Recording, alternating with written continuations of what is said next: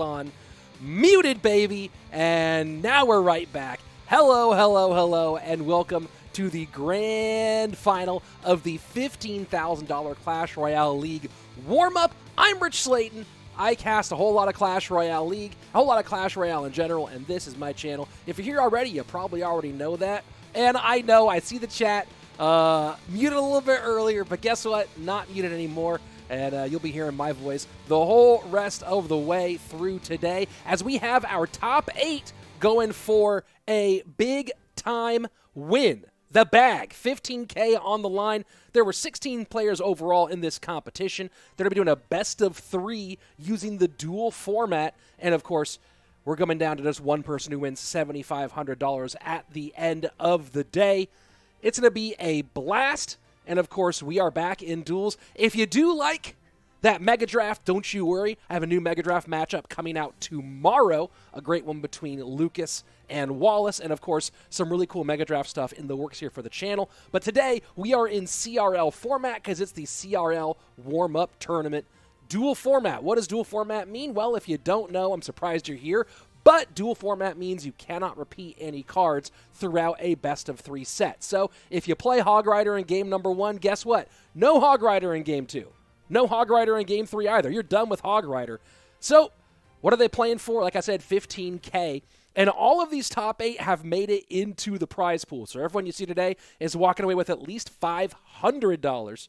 But of course, if you can get past that first round, double your money up to $1,000. There will be a third place match between the third and fourth place finishers to see who gets $1,000 and who gets $1,500. But if you make it past the semis to the finals, guaranteed $3,000 with $7,500 to the winner overall. And the question today, and I see it in the chat like crazy, is will it be Mohamed Light or will someone stop him from being the champion yet again? He already won the AMG Cup Mega Draft Edition a few weeks ago, already kicking stuff off with the big-time wins. But keep in mind, there are some big-time competitors here for him today. On the other side of the bracket, Mugi, the 2021 CRL World Champion who beat him in the finals, here in the mix, ready to go. Of course, Lucas on the same side of the bracket as Mohamed Light. We could have a battle between those two in the semifinals. And Mo still has to go through a very dangerous opponent in Betfas in the first round. So a lot of chances here to upend Mohamed Light in this competition, and you see so far what we did yesterday on Juicy J's channel, and of course I will link the day 1 action in the show notes below when I remember to after the show is over.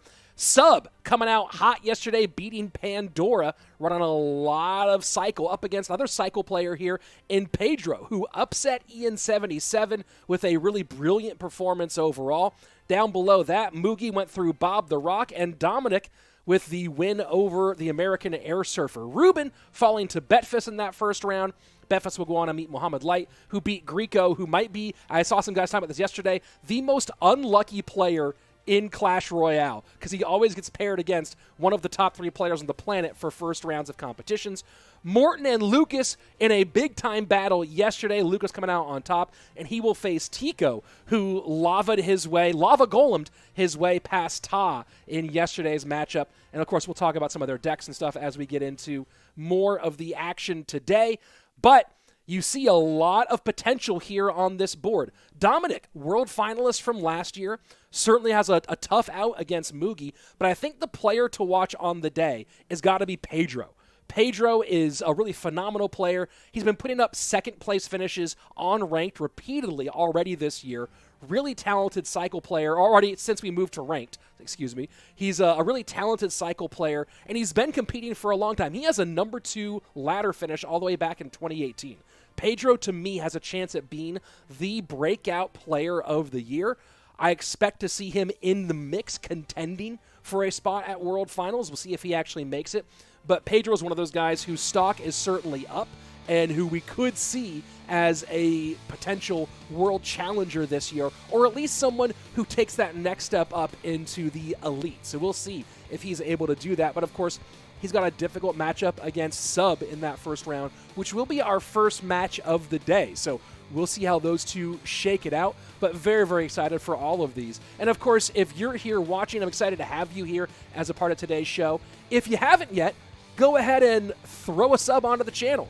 Hit that bell for notifications because we are doing Clash Royale esports all the time here on this channel. Feature best of fives like tomorrow's fun one between Lucas and Wallace, and live streamed events just like this one. And no, I can't give you too much information yet, but there's going to be a new regular recurring event on this channel coming fairly soon with chances for you to compete against the best in the world. So keep an eye on that. It's going to be a whole lot of fun, and the way you find out all of that is, of course, subscribing, ringing the bell, and all that stuff. And I see some people in the chat. Let's go ahead and check it out. And one of your favorites, one of my favorites, Sir Tag in the building saying, honestly, I think Mugi or Mo will come out on top. And agree me, Pedro is absolutely on fire. Pedro, good to have you here, Sir Tag. Let's see. I didn't know it's not my normal makeup, Paul or Fury. Not going to get into the MMA stuff quite yet. Casey is saying he thinks that someone from Cal will win in this first matchup. I think you're probably right. Smoke saying, if Mo beats Betfas, I think it's over. Well, if Mo beats Betfas, he still has to get through potentially Lucas, if Lucas wins his first round matchup. There's also Mugi out there. You have a lot of pretty heavy talent out there. And of course, it's a best of three. Anyone can win a best of three. It's actually crazy how often Mo wins best of threes. It's actually insane. When you really when you think about everything, if you want to talk about how good he actually is, winning best of threes that consistently is actually the craziest thing you can possibly imagine. It feels like if it were best of fives, it would be a little bit more plausible. It wouldn't be so insane. But the fact that it's best of threes is absolutely wild.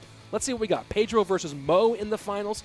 I'm seeing that as a prediction here from Rajat. A little love for me. Of course, I'm always happy to throw some flattery. Flattery will get you everywhere with me. Please go for it. Let's see. Lucas going to win, y'all. Oh, Mugi not playing heavy cycle. Only heavy right now. Lucas going to win, y'all. I said it first, says Berga. Let's see. I'm fully supporting Mugi, says Yannick. Mugi will beat Momo. Well, I guess from the characters, that's not super exciting. That's not super confusing. Let's see. If you're watching on Twitch, by the way, the main stream is on YouTube. We are streaming on both Twitch and YouTube today. I know that a lot of the more hardcore esports people want to be on Twitch, so we are co-streaming on Twitch, so you have a place to watch if you want to be there. But the main stream today is, of course, on YouTube, as always, and thanks to everyone for showing up and being a part of it. It's going to be a whole lot of fun. We're supposed to be starting our first match here in about 2 minutes. I know there was a slight delay today, so you're going to be hanging out with me for a couple of minutes before we get into the first match. But as soon as we're ready, we'll be there. Let's see. Kristen Nikolov saying Ian77 and Mohamed are humble and skilled players, but Mo seems to be the best right now. Yeah, I feel you on that one. Let us see your eyes. I don't have any eyes. That's why I wear sunglasses, because I don't actually have eyes here. It's kind of crazy. Sir Tag is super hyped. Me too. Rhinocraft saying Chief Pat is going to win. Very possible. And looks like, whoa, we are already into gameplay. So here we go. Let's jump right into it.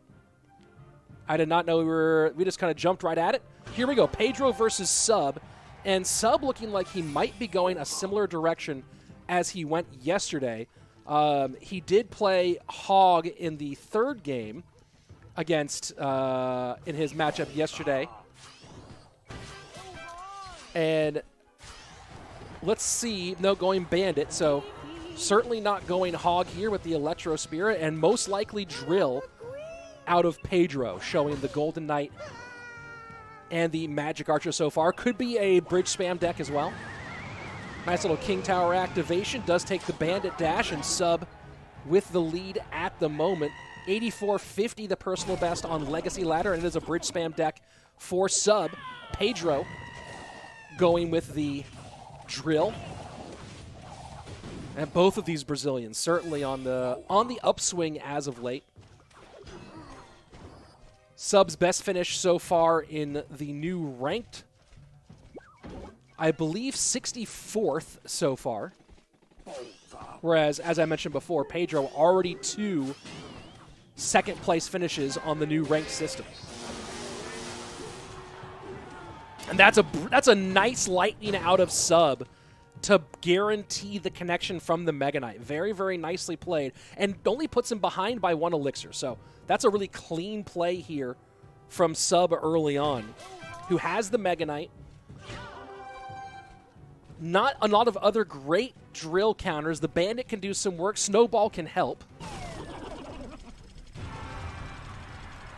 And that's a nice drill. And an even better invisibility. The high, and look at Pedro waiting nicely for the Electro Spirit to come out, and does get the connection. But there's a lot on the board right now for him to deal with. Cannon Cart to the right-hand side will get broken down, and I believe that's going to be able to get past that with the Ram Rider on the right, hence the Mini P.E.K.K.A coming out. Maybe played a little bit early by Pedro. Sub starting to put the pressure on. Mega Knight, Mini P.E.K.K.A, Bandit, Ram Rider, all on the board right now. Ram Rider trying to sneak on through. Snowball doesn't do enough. No, it won't connect, doesn't matter. The damage on the left-hand side was absolutely insane. Sub just dropping heat on the board right now. 1167 on that left-hand lane. Happy to eat that Golden Knight damage and continue to press this elixir advantage early on in this best of 3. And Pedro's just stuck using these drills defensively. Can't get anything really great going on the offensive side of the board right now. And this is what Bird Spam does. Gets an elixir advantage and then just pummels you. Snowball does save the damage, but will still take a couple shots from the Archer Queen. 9:42 remaining. And Sub just Mega Knights up once more onto the right-hand side, away from the weak tower of Pedro. 90 seconds left. Pedro's great at comebacks. You can see Sir Tag saying the same thing in the chat right now. But this is certainly a tall order. Holding on to that sequence nicely is Pedro. Drill goes low, and that NATO might have been the end here for Pedro. NATO did absolutely nothing.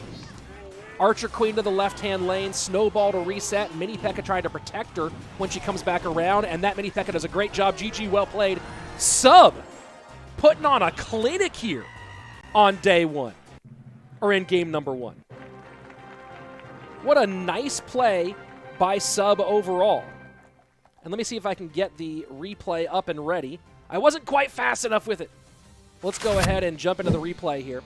And you can see the ending. Ram Rider to the left-hand side, Bandit working on the right-hand lane. And you see how just the deep pressure here continues to make Pedro have to spend everything he wants on defense and nothing he wants on offense. Now look at this NATO on the right-hand side. Doesn't get the Mini P.E.K.K.A pulled in. Misses the Mini P.E.K.K.A. Ram Rider pops everything, not very much damage. And now Pedro down to not enough elixir to do really anything. The Snowball for the reset, but he can see now Ram Rider on the right-hand side, the damage on the left-hand side. At that point, it was already all over for Pedro. GG, well played. And what a nice game overall by Sub. Really, really nice game by Sub. Yeah, and Sir Tag with exactly what I'm thinking. And I'm just going to keep on, hey, you know what? You're saying all the right stuff here. Right stuff here, Tag. Absolutely great game. That tornado cost him. Yes, sir, it did. That tornado was absolutely rough for him today. Super, super rough for him today. Let me go ahead. You know, I just realized I don't think I've retweeted the all the different. There we go. Let me go ahead and retweet the announcement for today's event. And as you guys know, we are live right now. Let me go ahead and check on something really, really quickly. One moment. I'm going to check on something really quick. Don't forget to use code RICH, says Jesus Vasquez, and yes, I do certainly appreciate that. If you're gonna buy something in the game, use a code. Preferably use my code. I'd like that a lot. But whenever you do use something, go ahead and use a code. Preferably mine, code RICH. Let's go ahead and jump into game number 2 here, folks. You can see the already played decks on the left-hand side. Miner and Hog now both get a little boost for Sub in this matchup, and Sub did play Hog yesterday. To solid effect.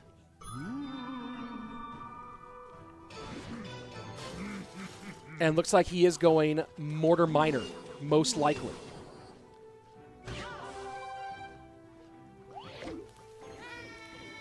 Maybe Miner Wall Breakers instead.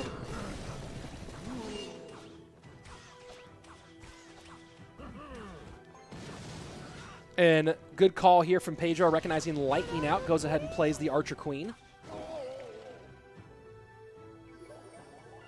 Bit surprised that Sub maybe didn't go Monk in this game for a full direct counter to the Queen. But if he wanted to play Miner, he wanted to play Miner. Nice King Tower, not King Tower activation, but nice reset there and pick up by the Fish Boy.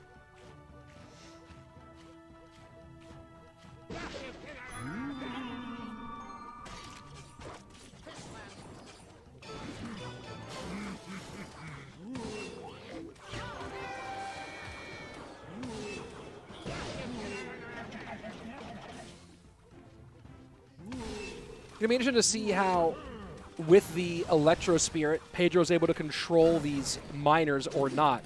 Fisherman can do it, but it's a little awkward for some of the catches here on Pedro's side.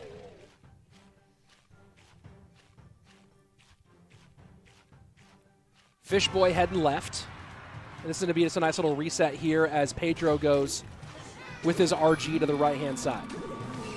And that's going to be no connection. Well played with the Ghost plus Electro Spirit. Pedro does have some resets, or at least one reset, on the Mighty Miner plus the Fisherman. And plus the Lightning. So 3 resets for Pedro to get that Mighty Miner off the Royal Giant.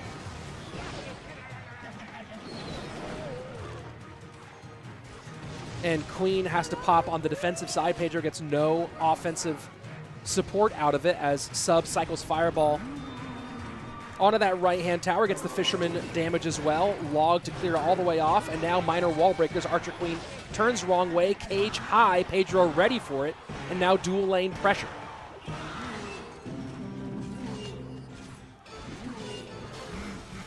Fisherman ready and in time, but does not get the block with the bomb tower in time.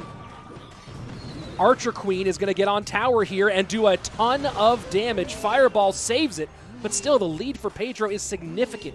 16-11 to 22-07, and now back to Royal Giant one more time. Fisherman distracted by these wall breakers. They don't connect. And DPS should be enough. Misses the log. So maybe some pressure being felt by both of these players today. As we saw Pedro missing the NATO earlier, Sub now missing the log and not getting the RG knockback.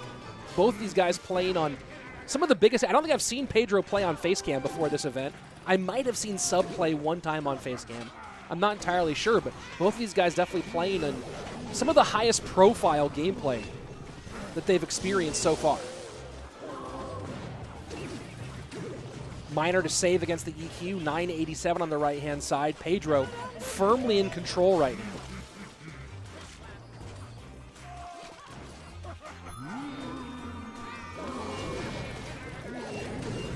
And the Miner does tank, not quite enough. The Electro Spirit saving the day once more. Pedro's E-Spirits have been phenomenal in this game. Absolutely on point. Lots of archers on the right-hand side. Miner now goes down. Mighty Miner. Will there be enough tankage? No, there's not. And Subs is trying to get Miners and Wall Breakers to do something here. But the lanes are just way too clogged. And while there's lots of other things that are helping, and now Sub waves the white flag. Sub waves the white flag. He knows it's over. GG. Well played. And just really phenomenally shut down gameplay. Phenomenal shutdown gameplay by Pedro. Zach Benson saying Pedro's going to face cam all the time. I don't watch Pedro's streams. I just haven't seen him in a big competition like this one. Let's see. Third game for sure. Yes. Now that we've had 3 games, you definitely know that's the case. Where is the bracket? I believe we'll show it between matches. I don't know if there's a bracket available for you guys to access on your own.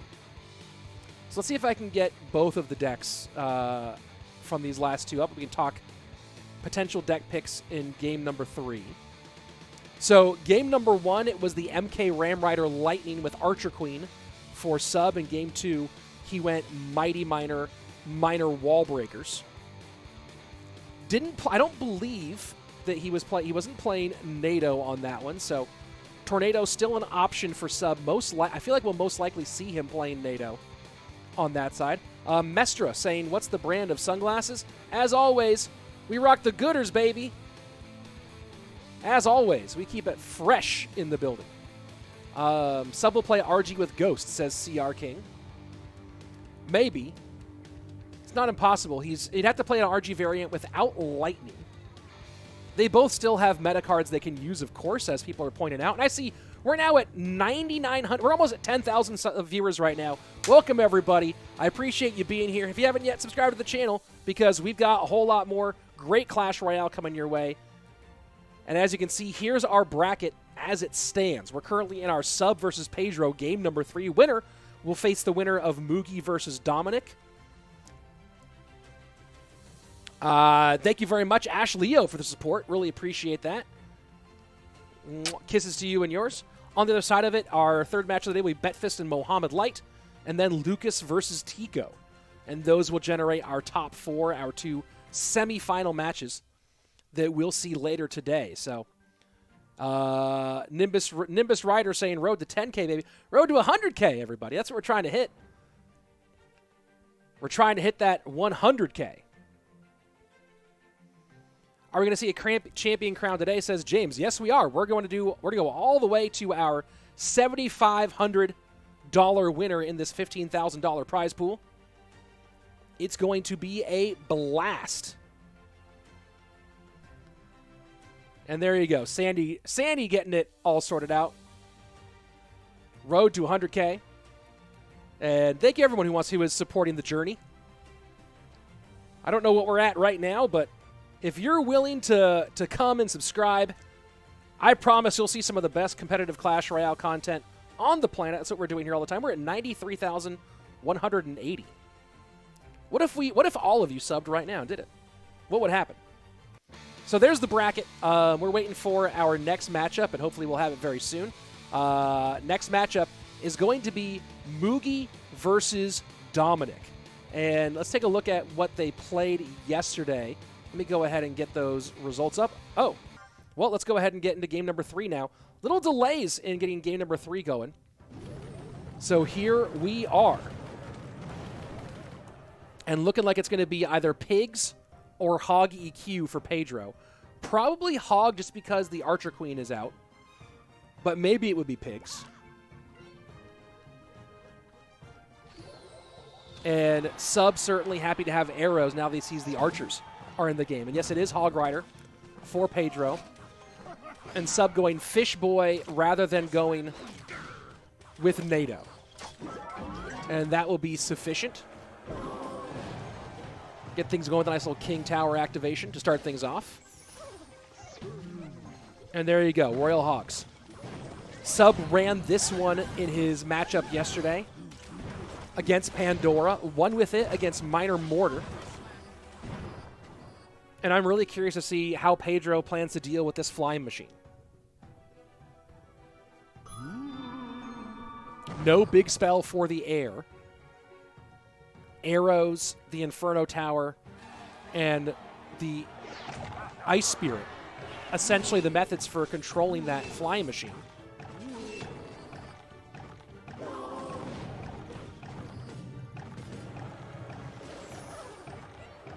Not sure who Pedro's working with from an analyst side.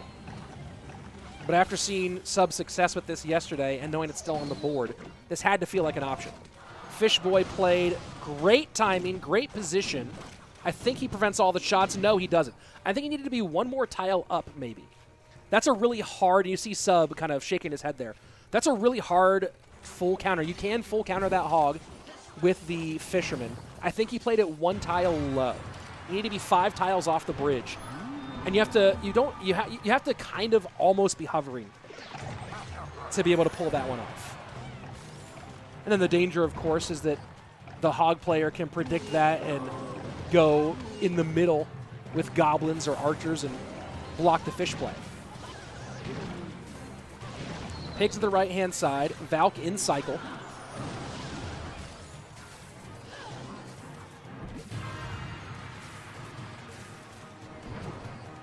this does feel like it's Sub's game to lose here.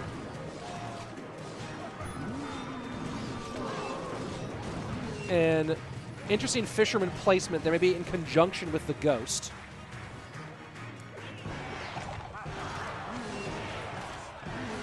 As Sub sets up his skeleton, giant skeleton on the left-hand side. Lead still for Pedro right now. The Ice Spirit Valk might be sufficient, plus when you add on the log, to shut down these Royal Hogs pushes.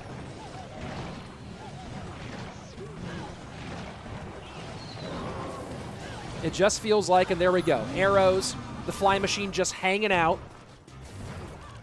It feels like the flying machine's going to keep being a problem. And look at the value it's getting. And now, just like that, we're pretty close to tied up. Dual lane damage right now on the part of Sub.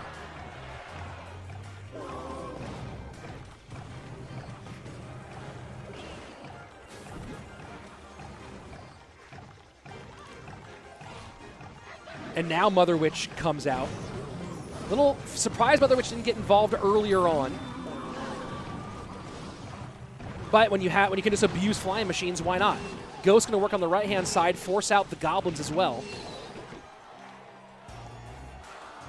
And this is just really feeling rough for Pedro, even with not having the perfect hog counters, and does not pull the hog. The EQ. That's a lot of damage. Pedro in a good spot. Look, the hog counters are difficult here. This is more like a slugfest than it is a defensive battle between these two, as both players have real difficulty contending with key features of their opponent's offense. Flying Machine does get on tower. Inferno Tower not quite there in time. 25 seconds left. EQ log cycle might be enough to win this for Pedro. Piggy's in. Valk comes down. Mother Witch goes high to get on those archers. Nice Mother Witch play on the archers. Cannot get the hog to go to tower, though. Another Piggy trying to go to tower. I think this is going to be Pedro winning it. What a great game by Pedro. Sub really could not get as much going as he had hoped. Had trouble getting past the Inferno Towers. Pedro essentially building a city on his side of the board. Often having 2 Inferno Towers down. Great control. And it's Pedro coming out on top. GG indeed.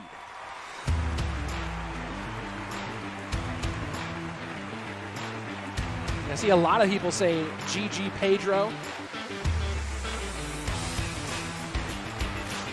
Just overall, brilliant play.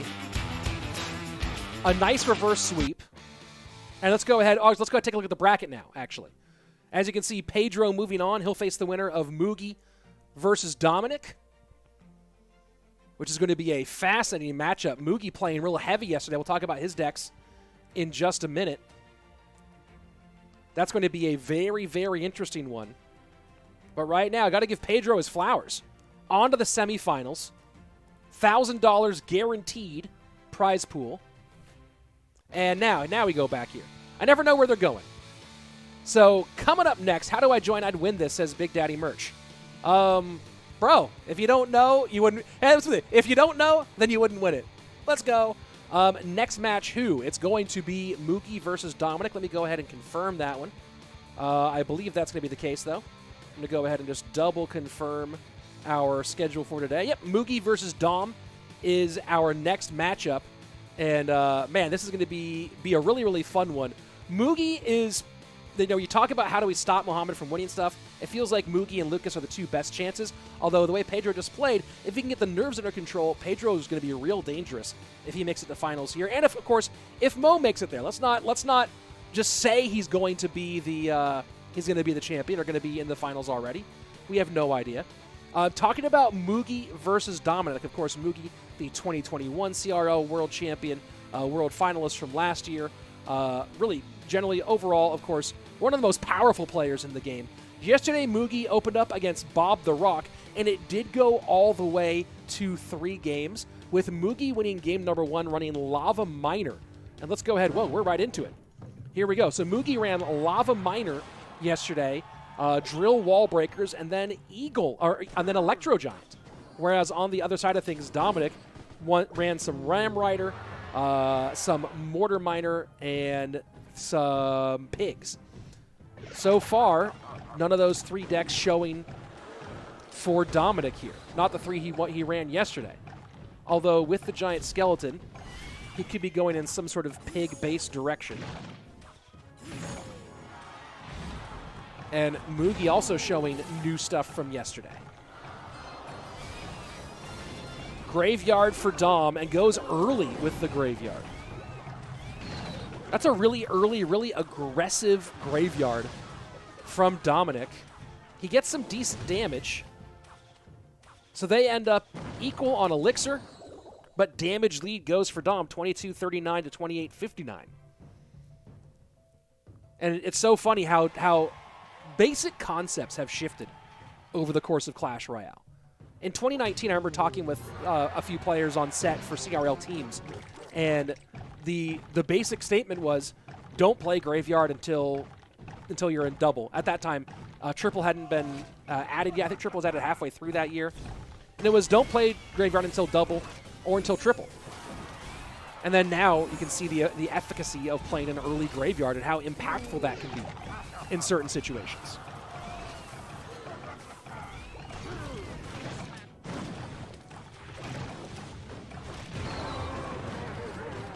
Interesting snowball choice. Going to get the Zappies on tower. Down to 2065 at the moment. And that reflection going to get some damage to tower. And that's a nice fireball to get on the Zappies. And you know Mugi's going to be happy that he has fireball throughout this matchup.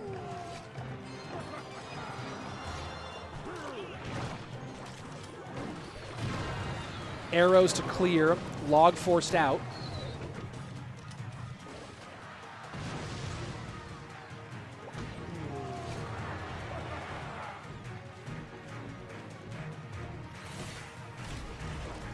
And Mugi getting really aggressive with just trying to win these bridge fights and support the Monk over and over again. So really interesting choices from how Mugi's fighting here at the bridge. And nice fish go boom. The hunter-fisherman combination. Get a little clear out there. Graveyard in, and the fisherman pulls the giant skeleton into tank. So a little unfortunate there for Mugi, as he's going to eat a lot of skeleton damage despite having all the troops there to try to get in the way. Snowball clears the hunter off the board. Remember, monks don't reflect zappies. Any beam. Inferno Dragon, Inferno Tower, Zappies, Electro Whiz.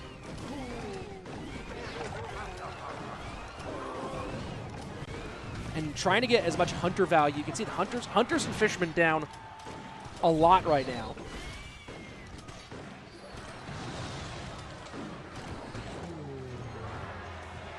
And now let's see as we go to triple, is this when Mugi starts to pick up the pace here offensively? And there we go, Royal Giant down. Fisherman should pull Royal Giant past the Hunter. Hunter gets reflected and wiped off the board. Royal Giant all over tower. Fireball in, RG, and just like that, Mugi retakes the lead. 1269 to 1003, 38 seconds left. Mugi in control.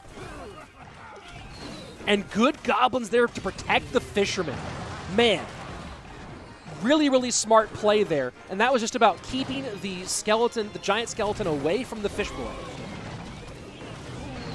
Goblins played after the arrows. Snowball won't wipe them off. Defense is successful. Royal Giant down. Is he going to fireball for the Zappies? Decides not to. Mugi wants that for tower, not for the breakthrough. 945 to 1100. Graveyard in. Fireball trying to make enough room to win. That should be sufficient. GG. Mugi putting on a clinic here in game number 1. Very, very nice stuff. Let's go ahead and take a look at the replay from that one. And you talk about, this is just I got there a little bit late. Those goblins, let's go back, look at that one more time. Those goblins up high. Oh no, here we go. See him, boom. They turn that giant skeleton back away from the fisherman. keeping that fisherman on the board just a little bit longer. And now the nice little stop there. The fisherman can't do his thing for a little while. And the goblin's late. Let's go back on that one more time here. This is really important. Graveyard comes in. Mugi knows arrows are coming, so he logs first, then gets goblins down. Or he bets at least the arrows are coming. Goblin's able to defend, and that's a clean defense against all of that. And now the pressure at the bridge, just forcing spell expenditure. Graveyard will not be able to be there in time. Fireball just to ensure. And those arrows predict the goblins well enough, but too late to spawn any legitimate offense. So there you go. GG. Well played. Mugi up 1 here. So let's go take a look at the... Let me take a look at the decks here that they just used. Let me go ahead and reload some of my page. Oh, not reloading in time. Come on, API. Get there faster. DC the boss saying Mugi plays like he is the final boss of CRAI Robotic. Yeah, I feel you that one. Show the monk one-shotting the hunter. One-shotting the hunter. I'm doing everything here, so I didn't grab that replay, unfortunately. I wish I had grabbed that replay. I'll try to be more active grabbing replays as we're in the middle of the game, rather than just endgame. But either way, that was brilliant. Why all level 11 cards? Because it's played at tournament standard, which is level 11. These are all friendly battles. Friendly battles are played at level 11 as opposed to level 14. Let's see. Slow mode is on. Yes, it's just on. It's not super. Slow mode's not super on. It's just a little bit. Let's go ahead and jump into game number 2. Mugi with the advantage. And Dom goes ahead, cycles Zap to open up. Mugi did not play Royal Giant yesterday. Played E-Giant, played Drill, played Lava Miner. And here we go. Dominik, originally known as a Lava player, goes Lava, and immediately showing Drill potentially is Mugi. As he goes other side with it.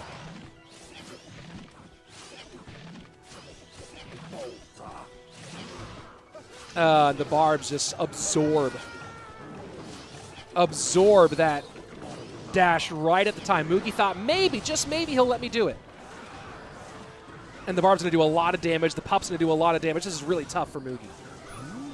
Very, very tough for Mugi. Dominik, known for a long time as a Lava player.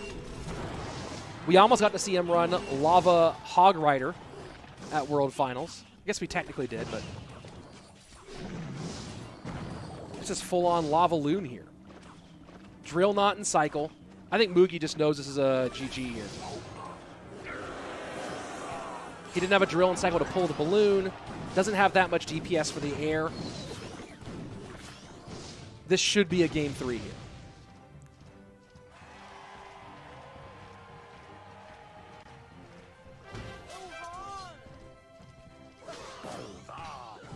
And Buff Drill saying, unfortunate, no E-Wiz early.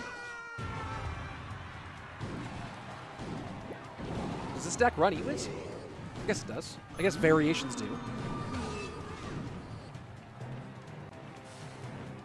Mugi does not have very many air counters, no. I think we would have seen E-Wiz against that balloon if he was running the E-Wiz version.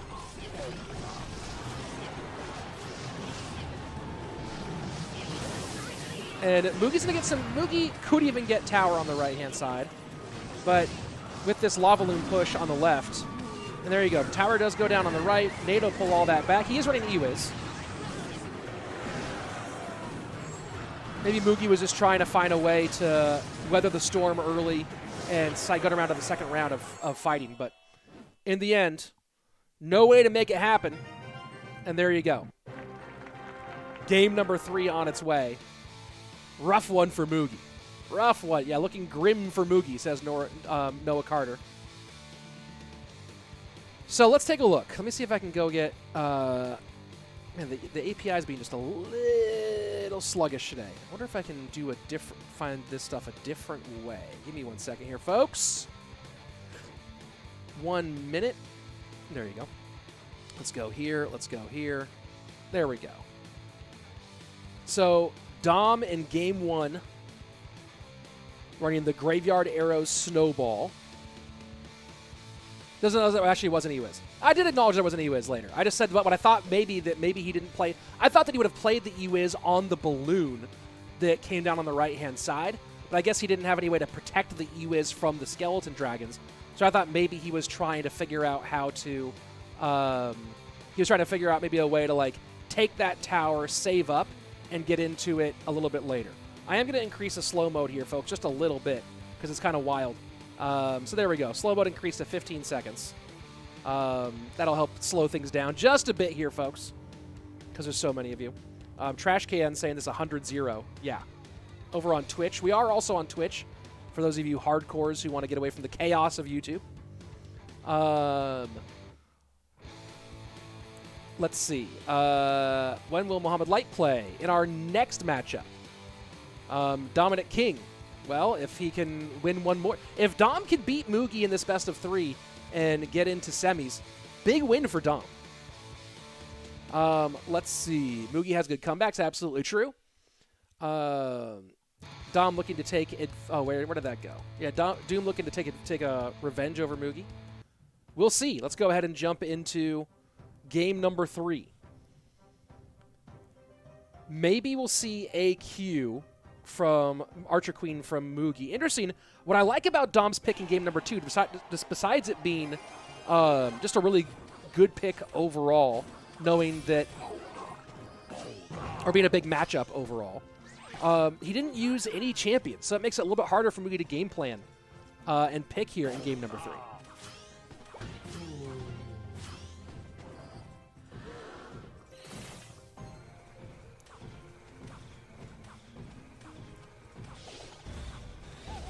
So interesting here, Monk versus the Zappies.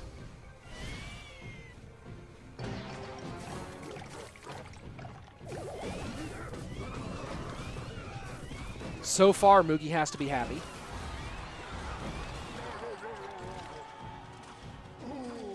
Although the archers might have some difficulty. But good pick here, knowing the arrows is out for Dom. Archer's going to be difficult to deal with a little bit for Dominik. Yes, the Monk can counter him, but it's going to be hard to deal with him on the other side.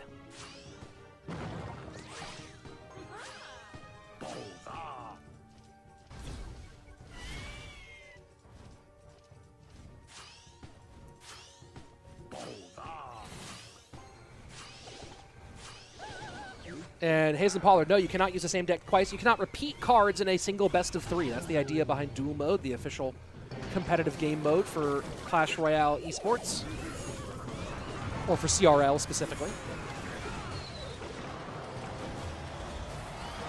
And that reflection, somehow, it was the archers, and that was smart. Mugi's got the archers on one of the other troops so that they were not being reflected and killed by the Monk. So really nice play there from Mugi. And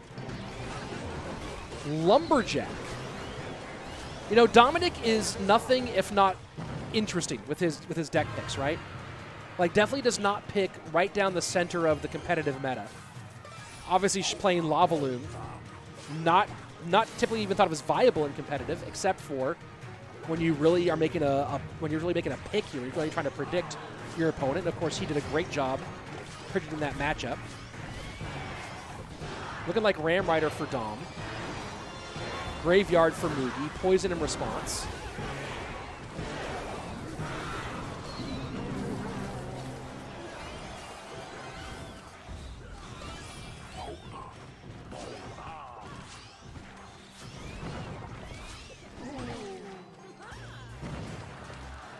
So, Poison, Magic Archer, and Goblins, not to mention Lumberjack, all phenomenal for how they can counter against these graveyards. Dominik in a great spot here to potentially eliminate the former world champion here in our quarterfinals.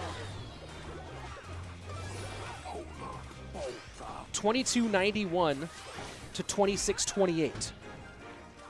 Of course, Graveyard can flip things in a moment. And now that Monk is going to decimate those archers. Absolute decimate. And look at all that's coming down here on the right-hand side. Ram Rider behind everything. And I think the Monk did not push, so the Ram Rider does go into the Tombstone, will get controlled by the Zappies. That's a nice snowball. Mugi did a great job of defending what was a really bad situation. That Phoenix getting away for those shots, though, it just continues to be just little things that are making it very hard for Mugi. Here we go. Can he push on that left-hand side in a meaningful way? The question really right now is, can Mugi get 2 Graveyards down on the same tanking sequence? Right, if he can keep this up and just get one awkward play out of Doom. But it just doesn't feel like he can. 16-20, snowball in. And there's just the stack here. And the Monk goes down. One more Graveyard could steal this for Mugi. Poison in, arrows down, snowball trying to slow, and it's just not going to happen. It's just not going to happen. GG, well played. Dominik. Statement win here in the quarterfinals. And really, really great deck picking. Really great deck picking.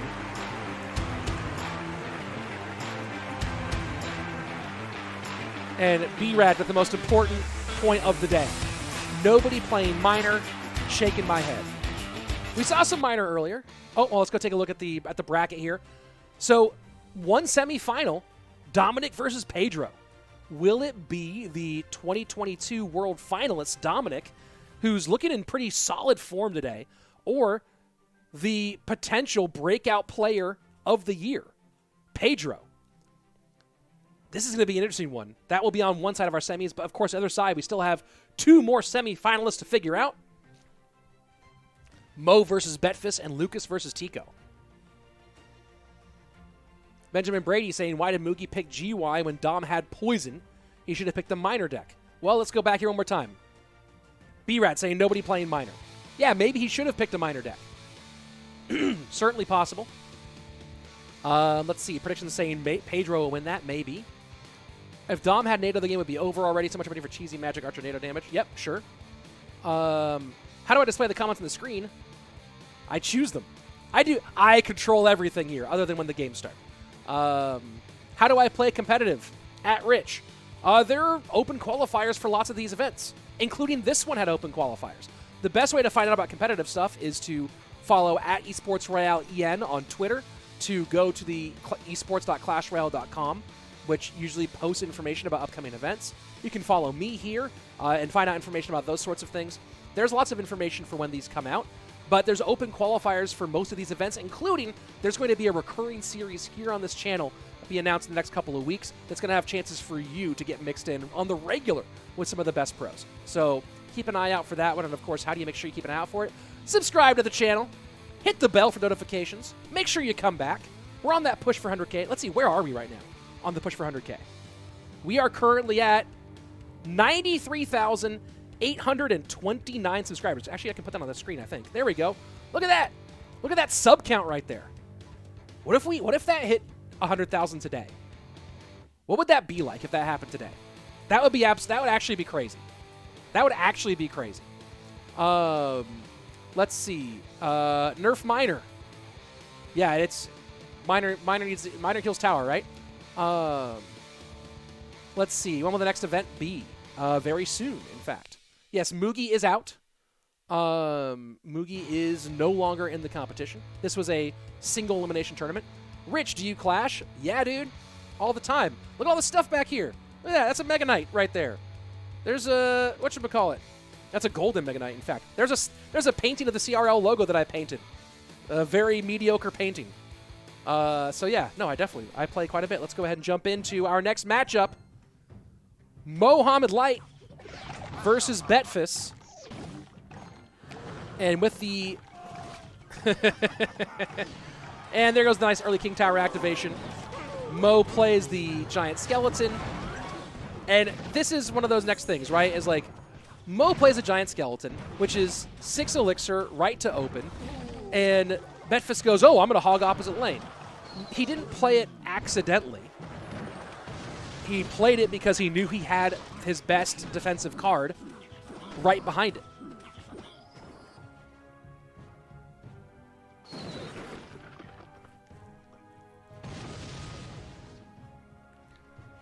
So Royal Hogs versus, and this is interesting. You see Betfas playing Hog Rider with Monk, and I've been talking to Ian, who is the king of Hog Rider decks.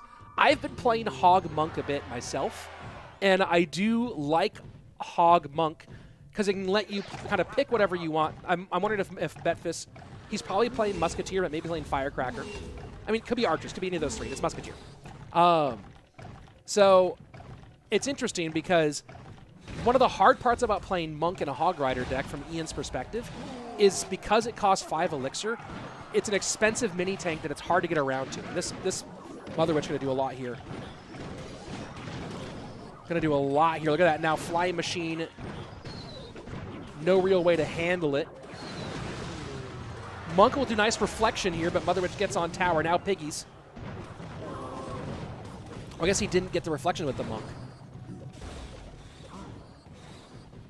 So the hard part here is the cycle with getting his mini tank down for Betfas is going to be a little bit slow.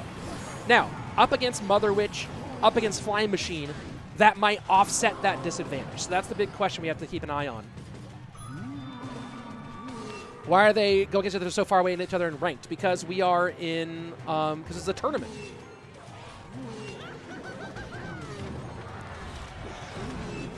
Piggy's down.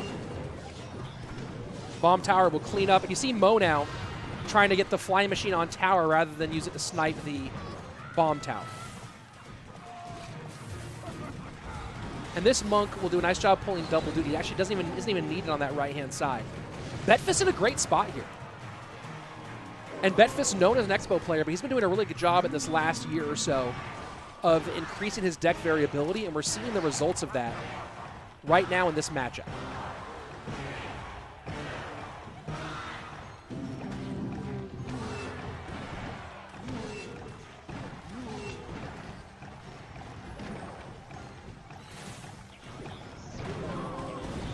Pigs down onto the Bomb Tower. Bomb Tower being distracted, tanked for.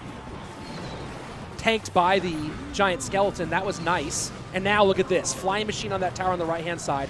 Musketeer not involved. And Mo has put this back into contention.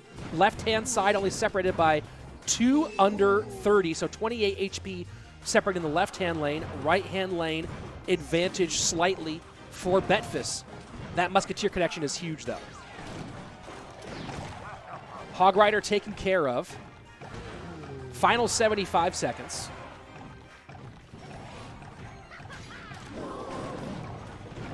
And Mother Witch almost, oh, it still did. The pig tanks for the Mother Witch and the Fish Boy. And now, this is way too much. Flying Machine, pigs, arrows, Musketeer goes down, Bomb Tower comes out, but Mo has the elixir advantage, EQ and log. Will that cycle be enough? Can Betfas outlast and outspell cycle Mohamed Light right now?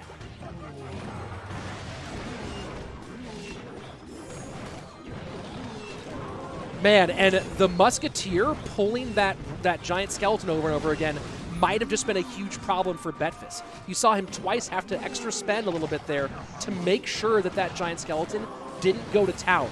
That might be the difference here between Betfas winning and losing. Mohamed Light now with a lot of elixir and goes pigs opposite lane. Bomb Tower takes care of business. I think Betfas has this locked down. I thought maybe that might have been the death knell here, but not going to be the case. Arrows to predict. Can the connection happen? And wow, very, very close finish there. Betfas able to hold on and take game number 1 off of Mohamed Light. And now Betfas with 2 chances to eliminate the defending world champion and put up an early upset of the year. Can he do it? Let's take a look at the replay. And I think this is after. Yeah, this is far later than the situation I was talking about. It felt like the giant skeleton that was going towards that musketeer earlier was the big danger point for Betfas. He had to spend a lot of extra elixir trying to keep that giant skeleton from walking to the musketeer and walking to tower. Instead, able to hold on, and it feels like if this game had gone another 15 to 20 seconds, that Mo would have been able to potentially fire back. But there's a time limit. That's how it works. That's how it goes. And you can see again, I think it's this, it's that, look at that giant skeleton right there. And Betfas had to play 2 or 3 things to control that. I mean, 1 more second maybe would have won. As Madi makes the point on the Twitch chat here, let me go ahead and go back over here. Good thing the fly machine didn't get the second shot, otherwise Momo would have been able to win that one. So GG. Let's go into game number 2. And for some reason, both players, something about their cameras. Oh, that's just a replay. Oh, they're doing a replay right now. That's what it is. Because this is definitely the game. Oh well. All right. I didn't know they were also doing replays. But let's watch their version of the replay now. So here you go. We'll watch this one more time. Hog doesn't get it. Flying machine, and look at the fly. Oh, the arrows predict. Flying machine gets 1. Man, that's wild. All right, well, we'll get our next game here going in a second. And so when you're gaining them, you'll run out of time. Yeah, I feel you on that one. When's the 20-win challenge going to happen? I have no idea. Guys, which is so cool. Let's start too. Oh, thank you, Matt Sim. Do appreciate that. Nice to have both Tag and B-Rad in the building. Appreciate seeing both you guys here. Hope you're enjoying the action. Noah Carter saying, everyone I voted for has won the first game and lost the next 2. By this logic, Betfas is going to lose the next 2, giving Mo Light the win. Well, we know Mo has been good at comebacks in the past. That's part of why he's the world champion. Betfas 100% on defense, no doubt. Yeah, Betfas held on really, really nice. Really, really nice overall. Sir Tag saying, hey, Rich, we should 1v1. Oh, boy. Oh, boy. Do I want to get blown out for the content? Do I want to get ruined by Sir Tag just for the content?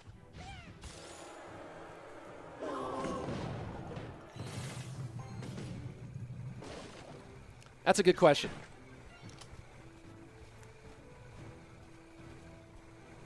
So probably a Hog variant for Mo here in game 2.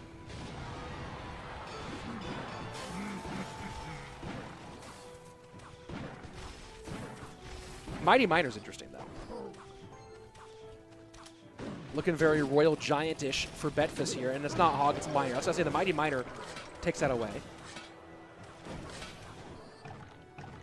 Marky saying you beat Tag easily. I think that Tag would probably run through me like a hot knife through butter, but we'll see.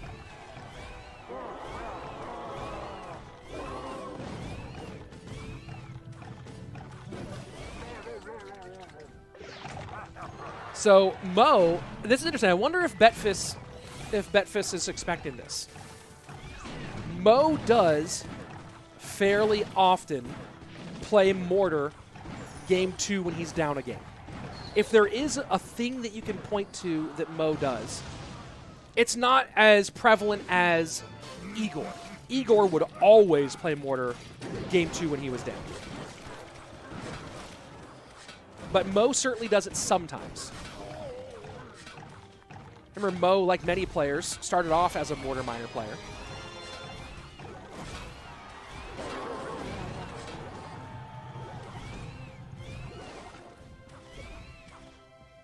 It's interesting how much Graveyard decks look like Royal Giant decks these days. Splash Yard out of favor.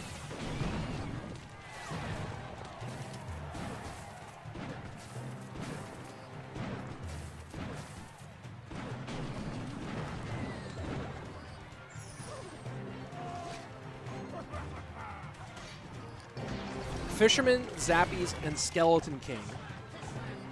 Not to mention the Hunter. Lots of ways to catch miners here. A little, And that fish boy is just going to put that Mighty Miner in trouble. Nice use of the ability there. That was actually a smart use of it. You have 3 troops all kind of hanging around. And that mortar does connect. Zappies have to come out to stop the damage. Graveyard down. Muskie to the middle.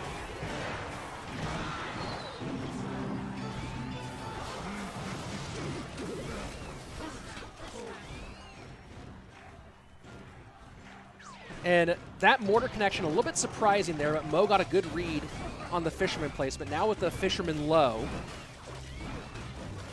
shouldn't be a mortar connection, although Betfas has to play one more as that skeleton gets close. And no, he's going to go ahead and eat the mortar damage, surprising. Goes ahead and eats the mortar shot rather than control it and go opposite lane.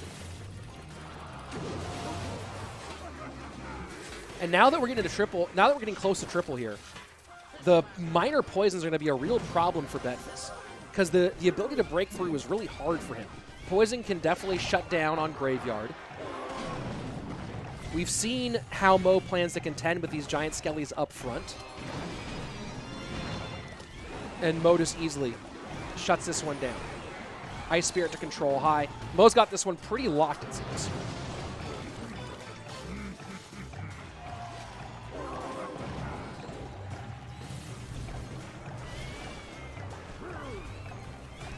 B-Rad on the chat, maybe taking some notes on Mortar, or on Miner.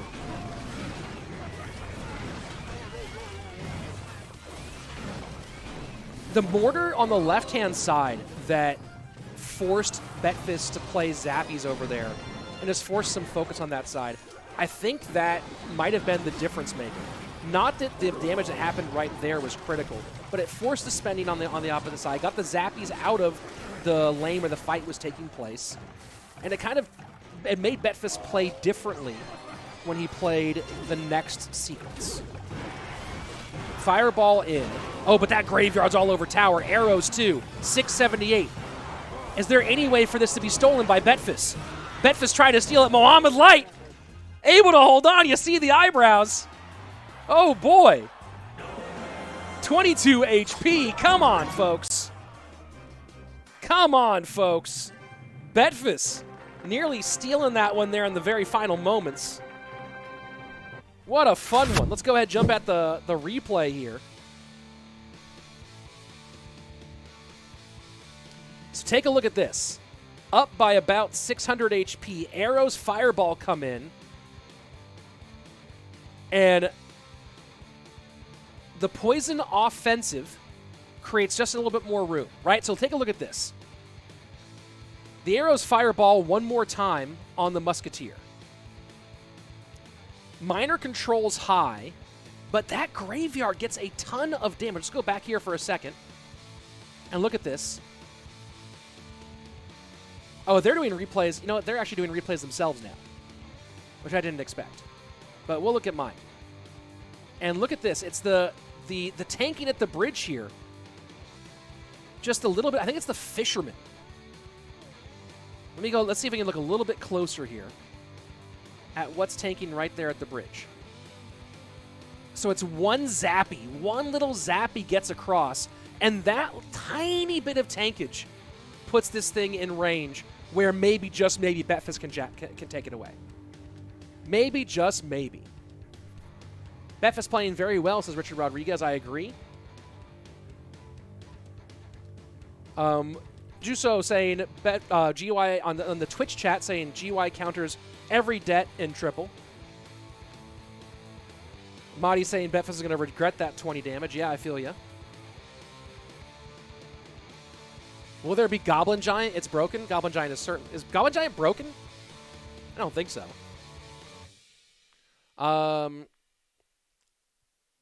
Oh, wait. Is there a fake B-Rad and a real B-Rad here?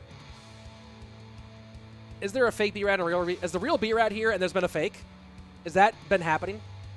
Have I been getting trolled? Have I been getting super trolled this whole time? It's totally possible. It's thoroughly possible. Bro, there's the... Bro, he is a fake.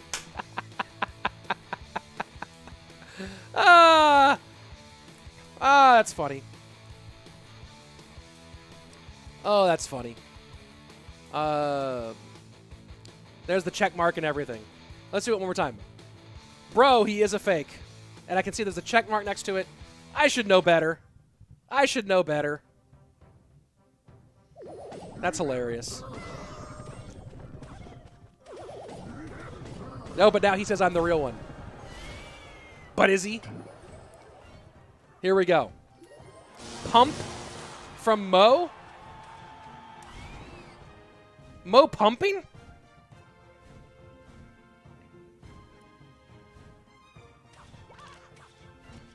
Fascinating.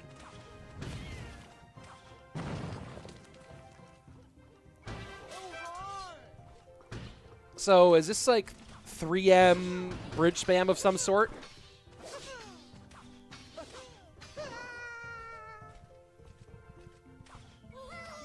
Betfas maybe doing E-Giant?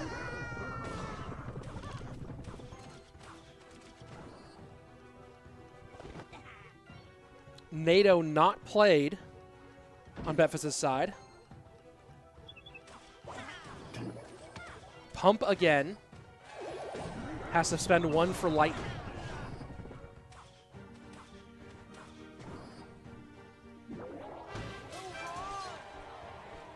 And Betfas chooses to ignore the pump here. Maybe expecting the Musketeers.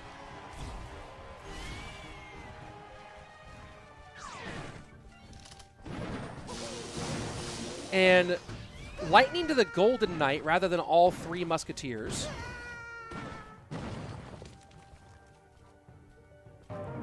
I am just... And 3M E-Barbs. All right. All right. What universe are we living in? What universe are we living in? What is this world? Thanos was right. Snap the fingers, bro. We just saw Mo go 3M pump E-Barbs in competitive. This is craziness. And Betfas is just shut down. And Betfas is just like, what? What's even going to happen here?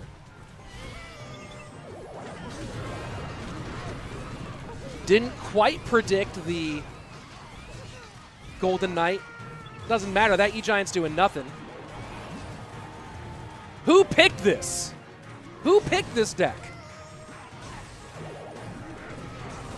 Someone say Ted saying this deck is popular at the moment in grand challenges? Really? This is wild. And Mo just checking the camera. What's up? I just 3M pumped you. Get out of here. This is wild. That was crazy. No Mitch saying this was a goated deck pick.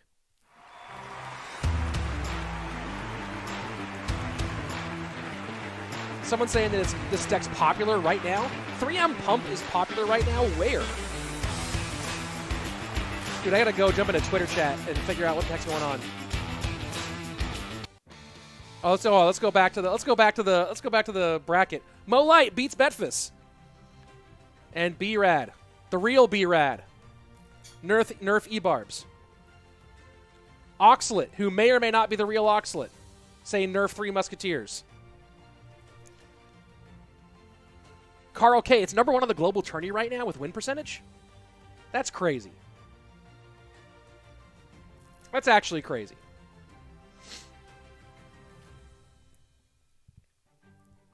I have not been playing the global tournament.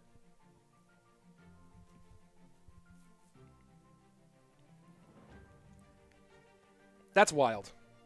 That's absolutely wild. Asking my favorite card, obviously Ice Golem. Hold on, I'm going to jump into a group chat that I have. Let's see. Hold on. Who picked 3M? I'm asking right now. I'm gonna chat with. I have a chat with some of the pros, and I'm very curious. That's crazy. Oh, let's see the Golden Mega Knight. Ask Vermilion. Yeah. All right. Let's see. Can I reach him? Oh, that's gonna knock. It's gonna knock over my painting. Oh, I get my painting too. You can see how bad my painting is up close. How about that? Here we go.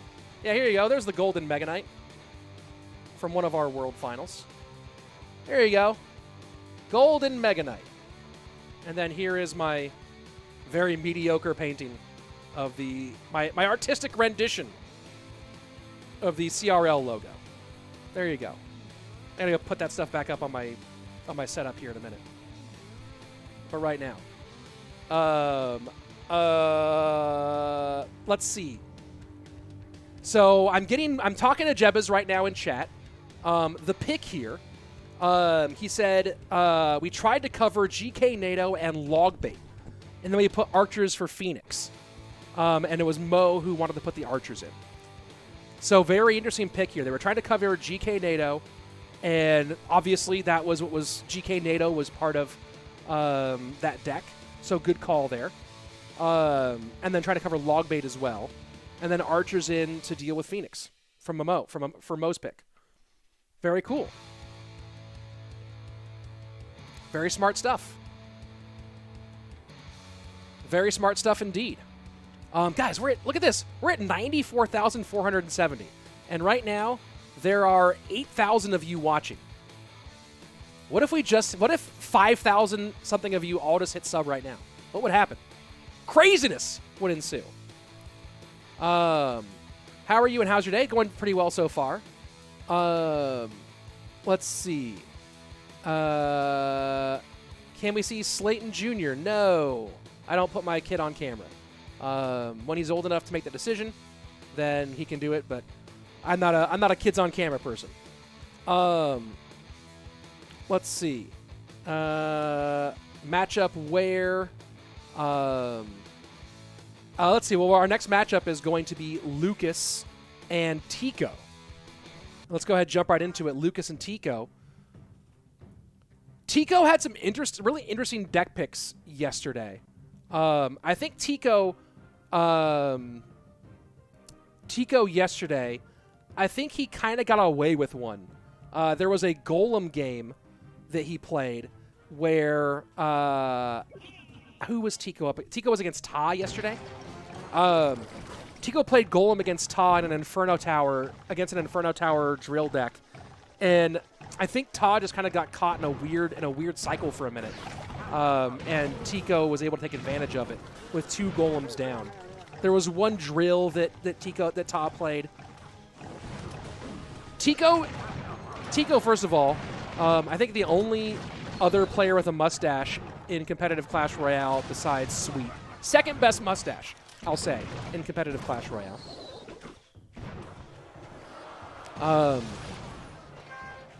Tico's been consistently at like a solid B level for a while. Has flashes of jumping into situations like this. Has good moments here and there. There's a really interesting question of the consistency of can he really step up into that next level. Yesterday, Tico played Lava Loon, Golem, GK NATO, and Hog Mortar.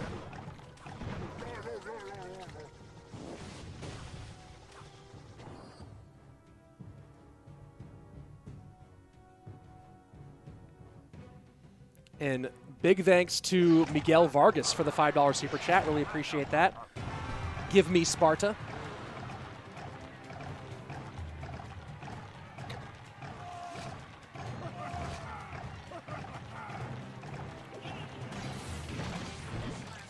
Lucas yesterday in his match against Morten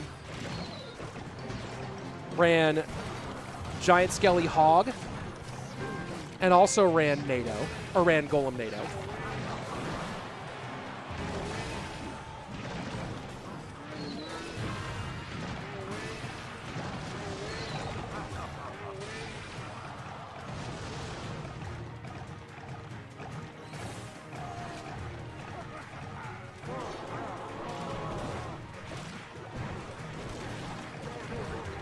And that's a King Tower activation. Oh, no. Oh, no.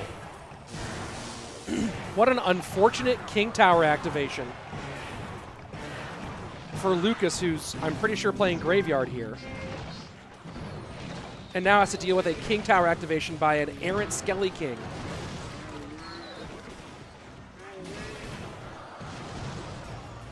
That ghost skeleton. Just, Lucas had to be watching that. Have you guys ever locked your keys inside your car and you realize it as your car door is slamming and you're like, no, wait, no, and then your keys are inside your car? I feel like that's what Lucas was feeling when he watched that skeleton just go and activate King Tower for no good reason. This is going to need to be a reset here from Lucas, I believe.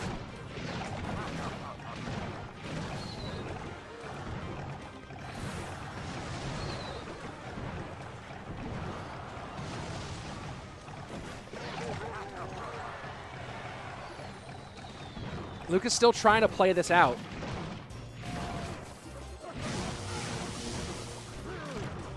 But there's nothing happening. It was already a tough situation to begin with. And that King Tower activation made it even worse.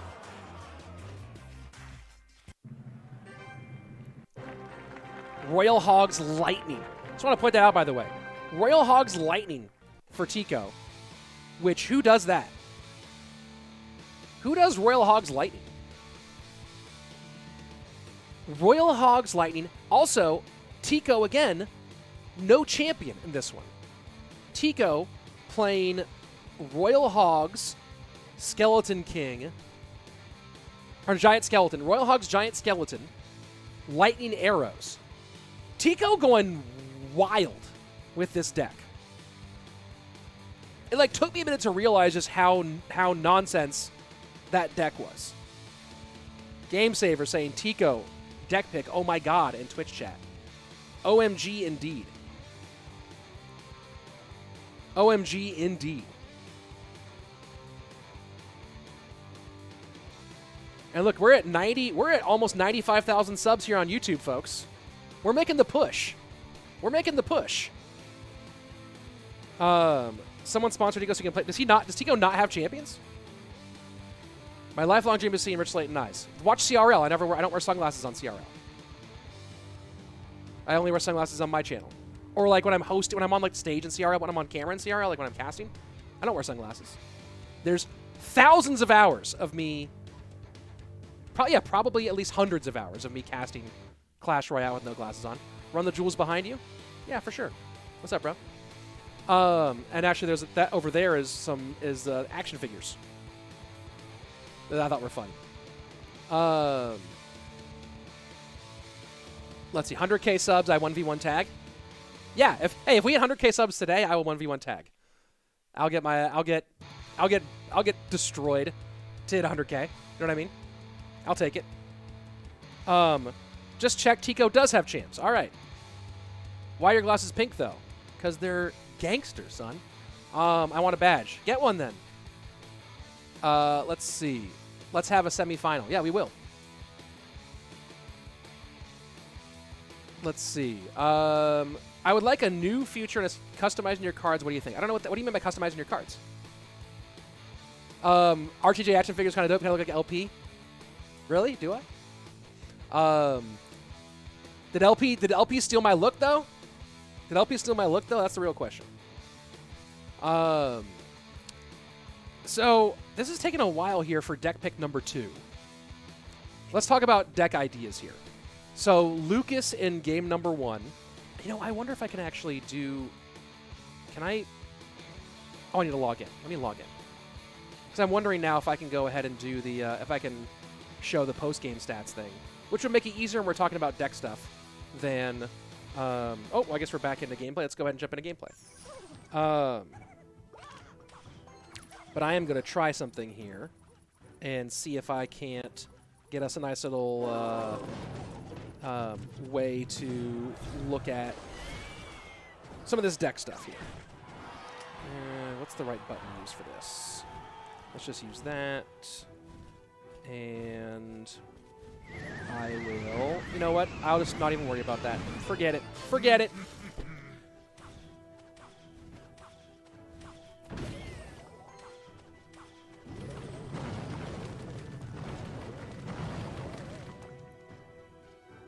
Lucas looking like E-Giant here.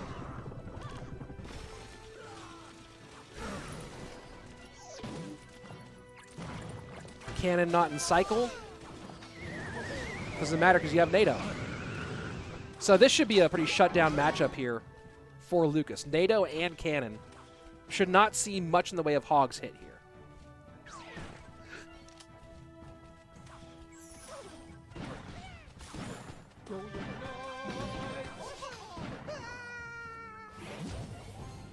E-Giant opposite lane the second that mortar comes down. Tico just trying to flood the right-hand side. He wants to force a NATO out. Musketeer gets on tower. Lucas not happy about that Muskie. Muskie gets on tower. He'll still take the lead here.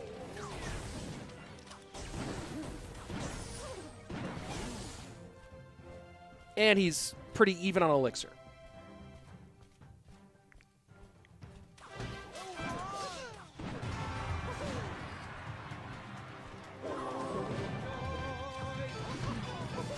Nice job forcing out the reply from Tico. Cannon goes high here. And just expecting, yeah, this is nice. Now NATO's the hog to king really easily. Notice that, I know some people probably missed that one. Notice that Lucas plays it like a half step earlier just to make sure you don't get the hog shot.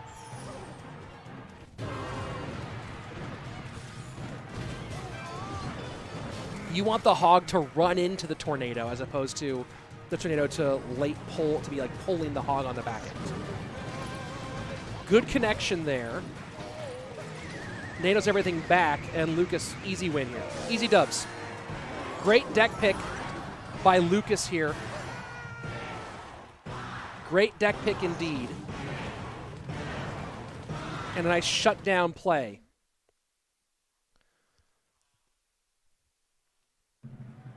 And so now the question is going to be, what do we see in game number 3? With NATO being out on Lucas's side, NATO out, arrows out for both. Or arrows out for both, NATO out for Lucas. Let me go ahead and bring up the, try to see if I can get all the different games up. Are these guys happening with dual rules? Yes, they are. Lucas put his fan in front of his face so he wouldn't have to pluck his hair every second. Yeah, that's actually really funny. That's legit funny. That's legitimately very, very funny. The matchup is bad for him. For who? For the matchup is bad for Lucas?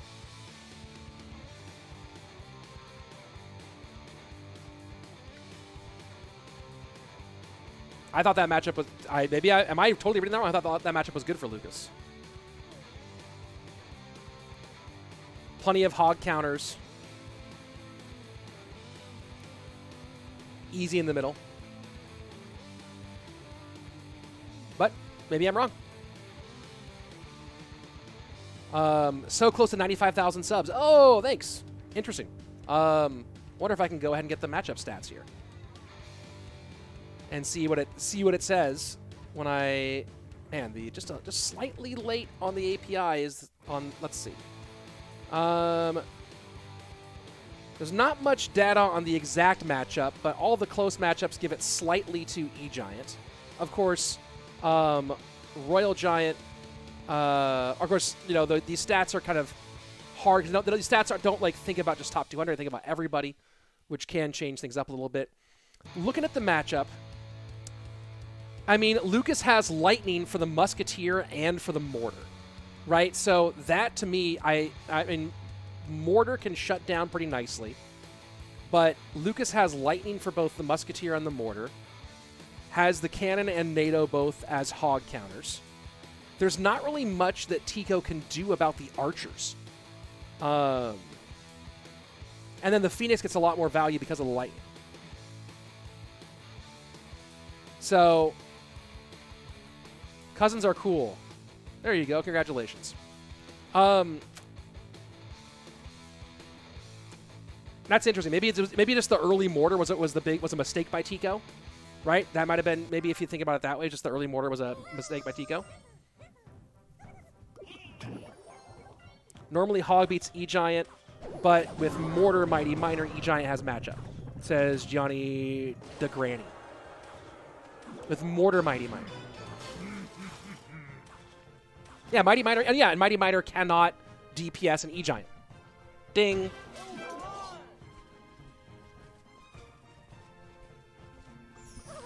Well, there you go.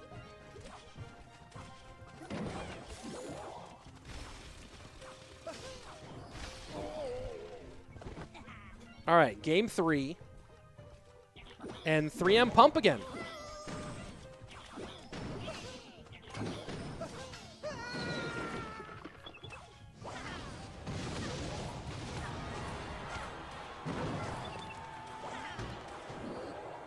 This time, Bomb Tower, Fireball, Log.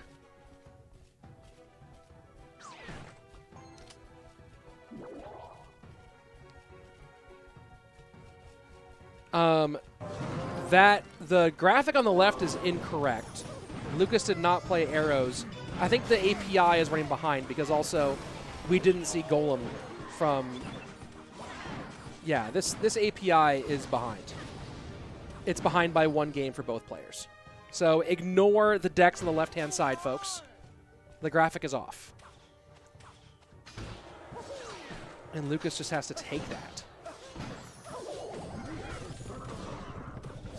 Tico just pushing. Tico just putting pressure on. And Lucas not happy with it.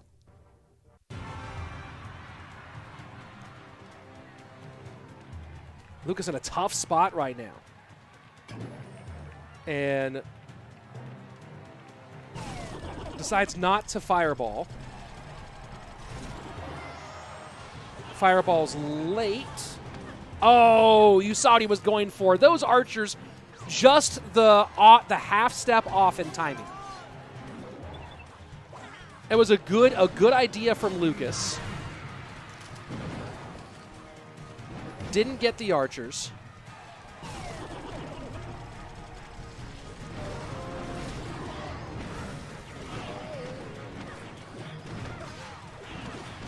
Now keep in mind, the one key factor that's always the case when you're playing against 3M decks like this one. There are no spells to get direct damage on tower for Tico. So you can take a lot of damage early in a matchup like this one and still get a win.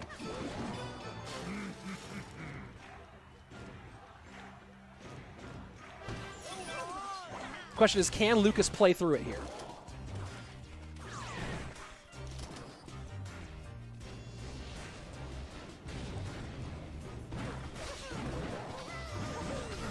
Heal Spirit, Log does its work on the right-hand side.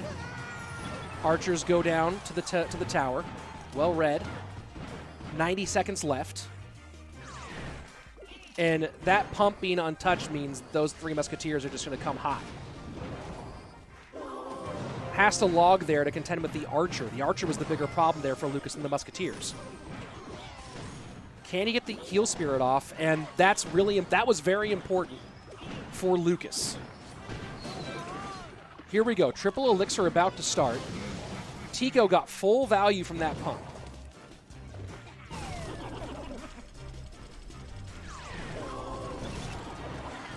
Drill plus Log, Fireball left. Bomb Tower sets up in the middle. You cannot let that E-Barb get away. Goblins, good Goblins to control. Musketeer behind. And the Goblins are key here. The Goblins Ice Spirit. Really a big part of a big important part of how Lucas is going to be playing these defenses. Fireball goes to the Muskie, not to the Archers. You understand why. Again, you have to control all of this. The micro has to be pristine here.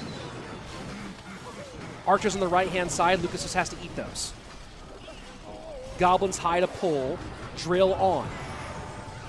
Ice Spirit, fire. Can he log these back? 10:02, 8:13. That one archer hitting was absolutely huge. GG. Tico upsets Lucas here. Tico upsets Lucas and moves on to the semis against Mohamed Light. He will not get the Mo-Lucas matchup.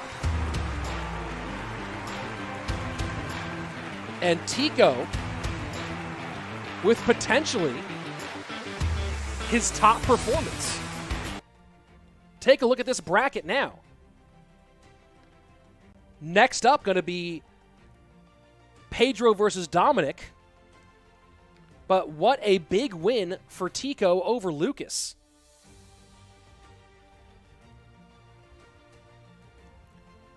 Tico's best performance in solo competition, and you talk about it, has made it to top 60 in global tournaments. On ladder, has a very, very old top 30. In the Masters Challenge from last year, got top 4. But this is certainly up there for Tico in his overall accomplishments. Back in 2020, got 3rd place in the first CWA Cup. But man, what a big win for Tico here. And now look at this. Pedro, Dominik, Mohamed Light, and Tico.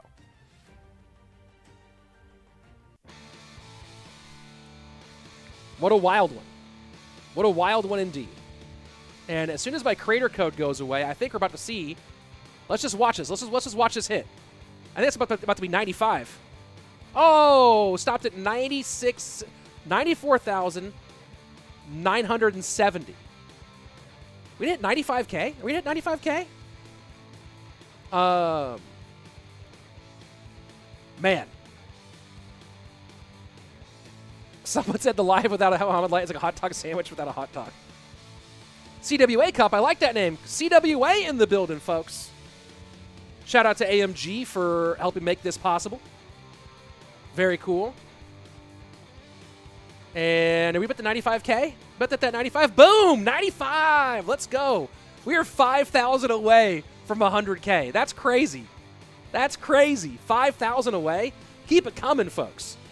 Let's, dude, the day that hits 100K is going to be so crazy. Going to be so crazy. Yeah, 95,000 subs. Thanks for the, Hail Slayton. Devlop. Thank you. Even if the Archers didn't hit, Tico would have won by tiebreaker. Yep. Thank you for the congrats. And let's go ahead and jump into our first semifinal. Pedro and Dominik. Let's see if Dominik keeps going kind of wild with these deck picks.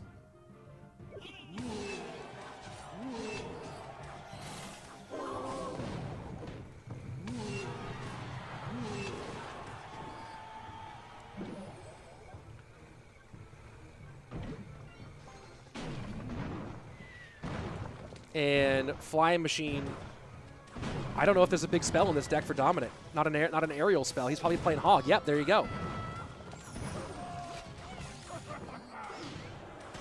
So again, Flying Machine continues to be a problem. Is Dominik running Archers here? Is he running Musk?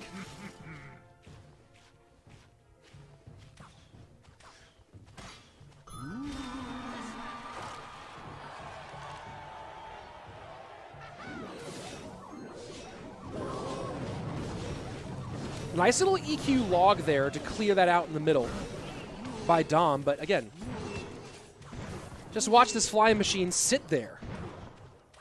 And Archer's the only answer. I don't know. Dom can do that, right? But he's going to have to overspend. Basically, Pedro wants to abuse the heck out of Flying Machines as much as he can. I don't even know how much we're going to see Pedro play the Royal Hawks. That was a bit of a mistake there on the part of Pedro with the Fisherman.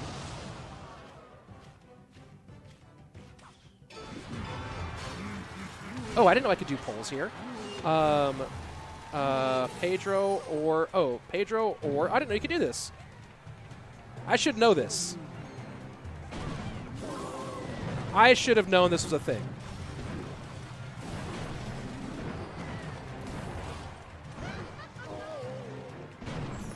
I should have known that was a thing, that you could do you could do pulls. I'm actually slightly embarrassed. I didn't know you could do polls on YouTube.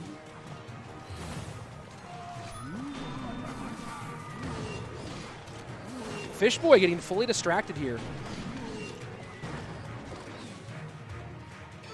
Pedro not able to take advantage of the flying machine situation.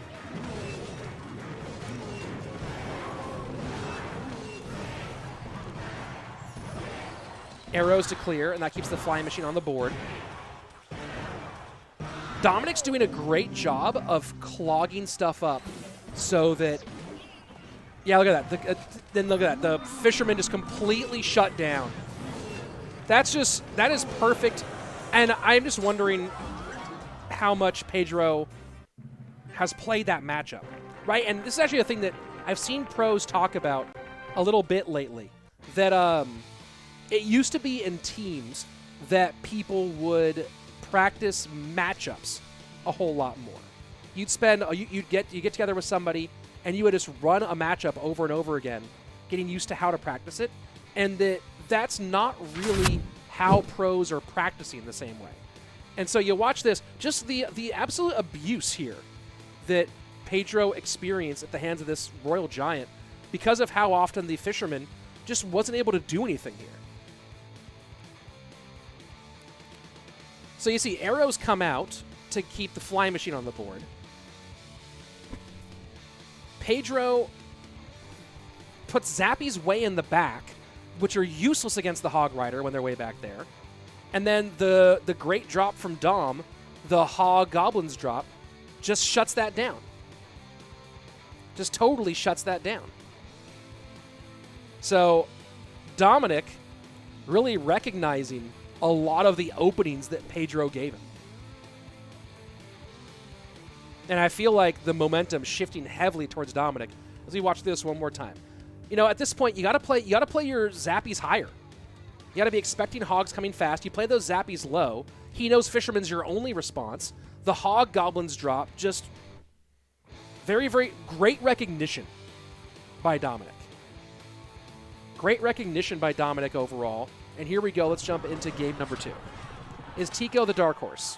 Maybe. We'll see. And yes, the grand final will be today. This is the first of 2 semifinals.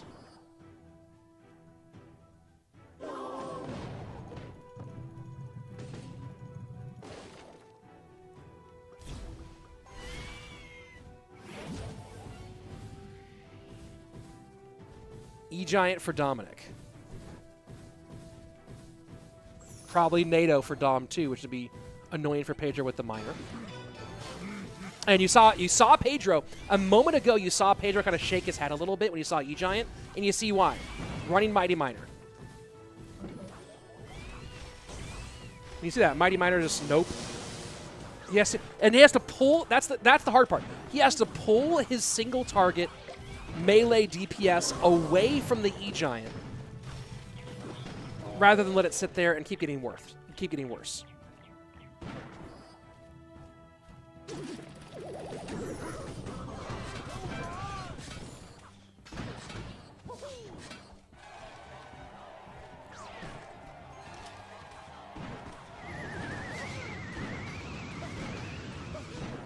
Don't know about that NATO. I guess, actually, smart NATO from Dom. Never mind.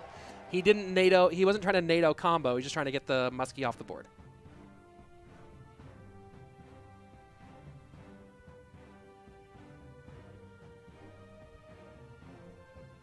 Dom in a great spot.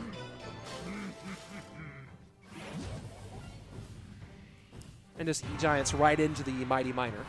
So he's forcing Pedro to spend and switch lanes.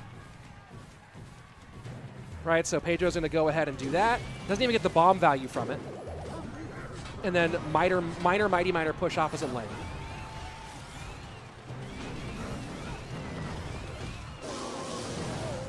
And goes ahead and lightnings the far tower plus mortar. And, I'm very curious about, I don't know, Pedro's a phenomenal player. And one who I think is going to have a really good year this year. What I don't know is what his training regimen is versus Dom's training regimen. And it clearly seems like Dom has put time into studying matchup-specific gameplay. Now, obviously, this is a tough situation for Pedro. No questions about it. But Dom is playing the matchup in both these games, and Pedro's playing.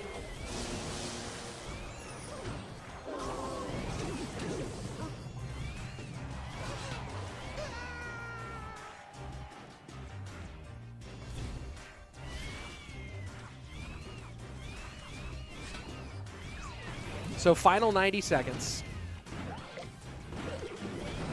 And you're going to get so much value from both Bomber and then Bar Barrel on all that in the middle.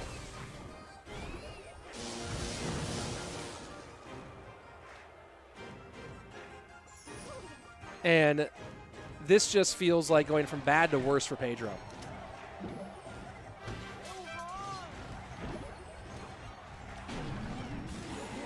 You can't play. There's no coming back from this far behind at this point.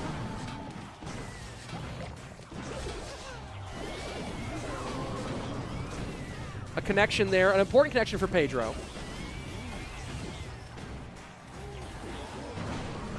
Poisons defensively and gets 2 shots. 2 shots is serious. That just made this game much, much closer. Has to mortar high, the Bar Barrel to predict. And that's all over that mortar. Mortar does not shoot onto tower. E-Giant doesn't get damage on tower either, though. Lightning in.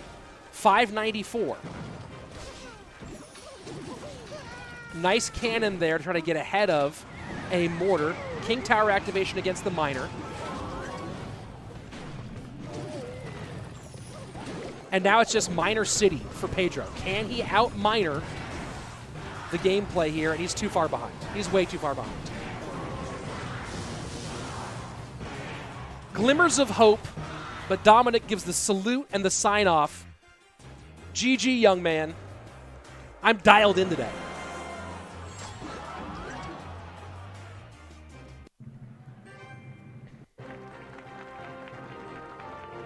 Dominik. Moving on to our final.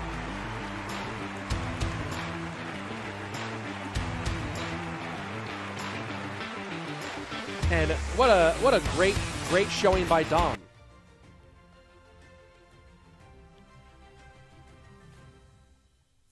Dominik now awaiting the winner of Mohamed Light versus Tico. You know, here's the question is, I'm going to ask him right now. Would he rather play against Tico or against Mo? Oh man, what is his let me go back here for a second. I'm trying to remember what his at is in this chat here. Let me ask him right now. Would you rather play versus Mo or Tico? I let that poll go way too long. Let me go ahead and close that poll. End poll. Well, let's go ahead and get our next poll up. Here we go. Let's start a new poll. Mo or Tico? And let's see what you guys vote. Mo Light, Tico. There we go. Here's our new poll up. Will it be Mo or Tico?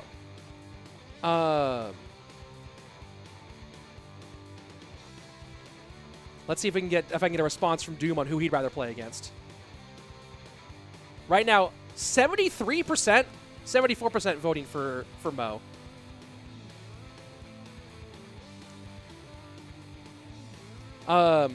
Man, that was really interesting. Because again, and I'm curious about what people say in there. Let's see. It really I think hey Oxlet, Ox, good to see you, brother. Have a good one. The big question for me, it really again it felt like Dom was playing matchups and going for a good matchup, but also playing the actual, like playing the matchup how you're supposed to play it, whereas Pedro was kind of playing, right? Does that difference make sense? And again, as I was saying before, they used to spend time grinding specific matchups when they were doing practice for CRL teams. How am I not able to at him? You want Mo or Tico?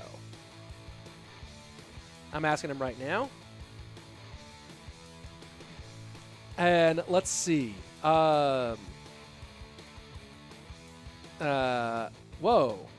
There's a lot of crazy stuff in the chat. And Doom says he wants Mo.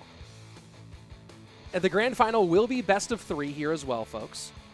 Mo says he wants Tico. Why don't I participate? Why don't I play? Because I'm not good enough to play at this level. And Doom with the great quote, I need to play goats. I love it. Here we go. We'll find out if it's going to be Mo versus Tico. Let me go ahead and close the poll here. 75% of you picking, 75% picking Mo. 2,000 of you voting.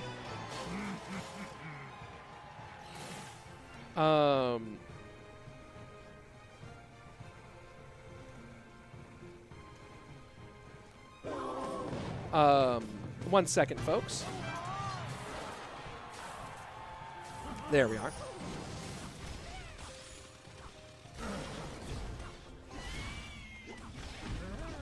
And Goblin Giant for Tico. And you see Mo raise his eyebrows a bit. And this is and Rage.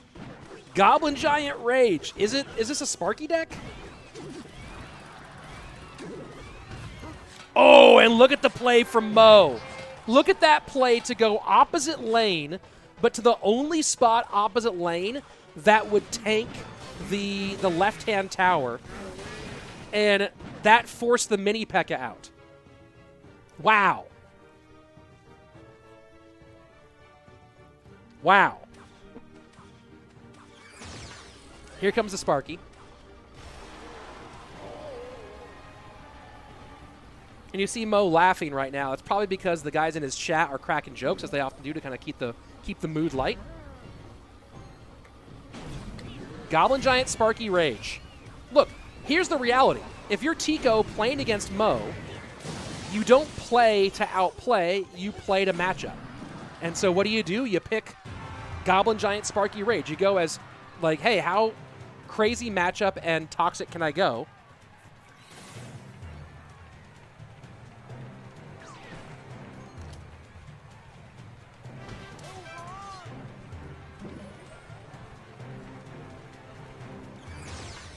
One second, folks.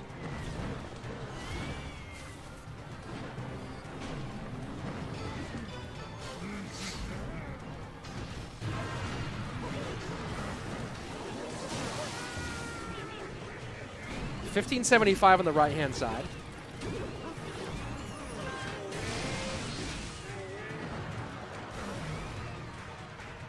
Lead for Tico for the moment.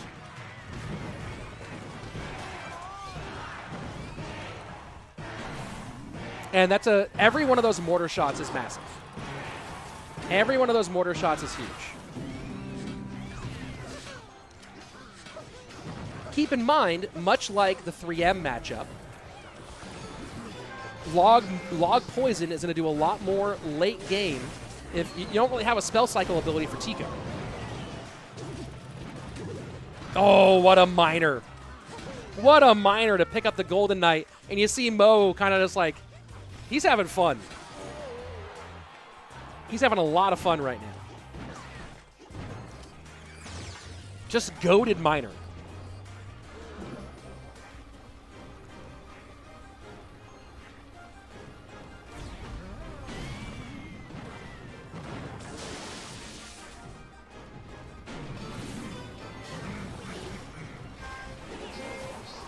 And that's a good poison here. Mostly get those zappies off. Does slow down the Sparky enough, too, to handle all that.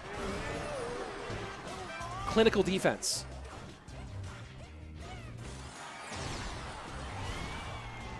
clinical defense here.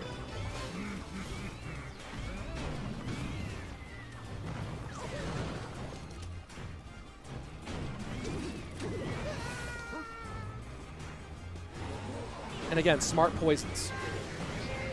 Poison adding slow is such a valuable change we don't really talk about a whole lot. Interactions on point. And now we go into the final 30 seconds. Advantage beginning to creep even further towards the defending world champion. The early Goblin Giant rage push. And does he just rage this? He does, but he rages it into a poison and 2 mortars. It's like trying to kick a soccer ball that's not actually there. Yeah, you got a big wind-up, but there's no ball. GG. Mo Light shutting down Goblin Giant Sparky Rage. One away from a finals showdown against Doom. Let's go.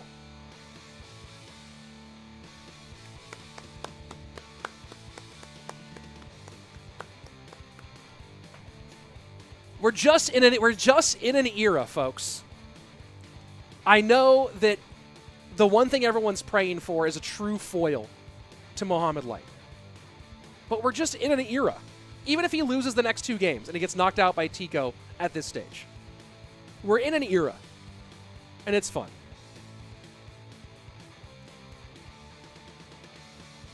Nutty. Absolutely nutty. Absolutely nutty. There's times when I'm just like, I'm out of things. I'm just out of things.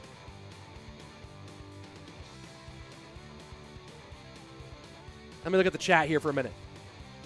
Waleed's saying Hoff Rider for Mo. If he goes for the Hoff Rider instead. Rich, you know Big Spin. Yes, I do. Oh, by the way, I have not even seen it. How are you doing on Twitch? Nice solid little crew on Twitch. There you go. Who won? I blinked. I'll give you one guess. Going no big spell is such a mistake. I think every match minus most pump game has been lost with no big spell. Maybe. Will I do a hot tub stream at 100,000 subs? No. Let's see. 95,438. We're climbing. We might hit 96 during this stream. We might hit 96 during this stream. Let's see. Caterpillar Lips asking, what does AMG stand for? AMG is Aftershock Media Group. They do a lot of talent management for a bunch of content creators, including myself and Mo, actually. Ian. I think that Riley just joined as well. Amongst other things. And they're a sponsor of this event.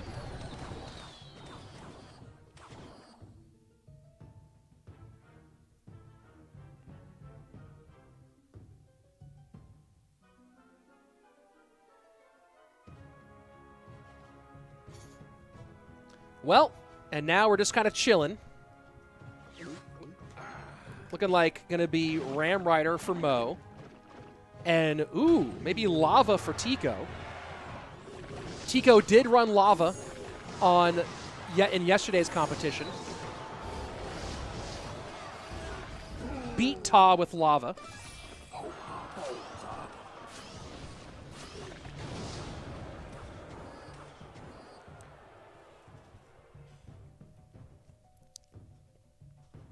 The monk will be all right here against the skeleton dragons. But thinking about the rest of this deck from Tico,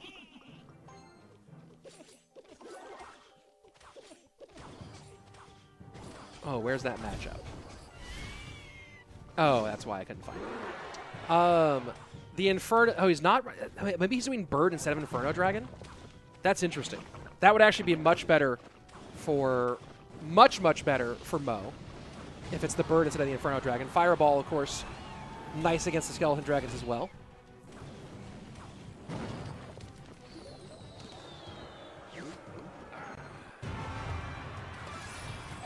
And nice deep Magic Archer there. Fireball comes out.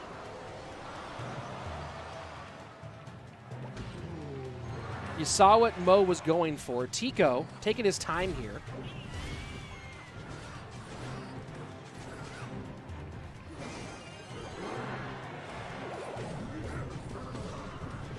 And the barb barrel tanking for the goblins is so small but so big.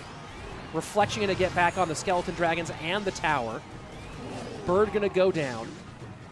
Lumberjack keeping that musketeer alive, forcing the fireball out, which doesn't get the muskie. Now Ram Rider, Mo pouring it on. Can he break through these? Yes, he can and connect. Oh my word. Oh my word.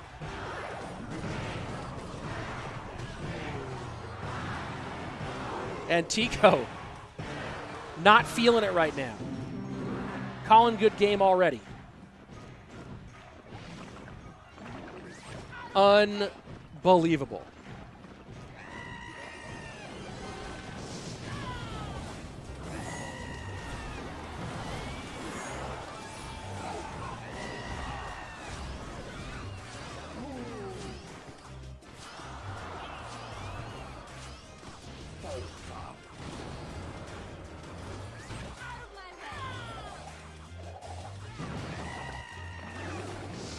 Lumberjack in front of the Ram Rider.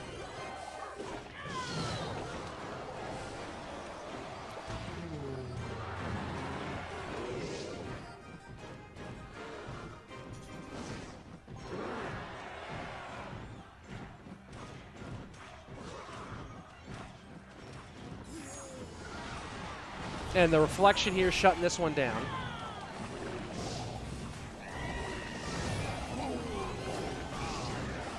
And that's a GG.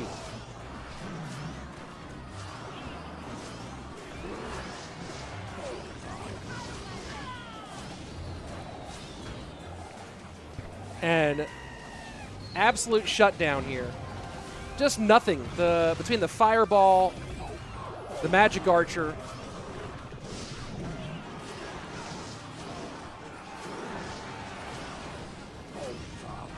That's it.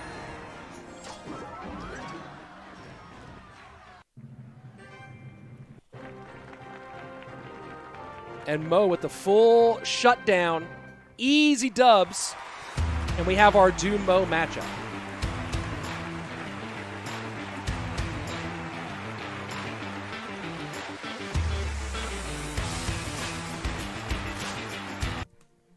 Oh, let's go back. Look at the bracket here. Mohamed Light and Dominik.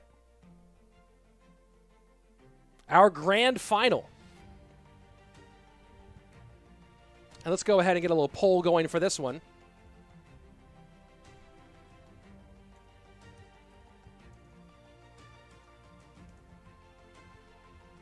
Let's get this all set up.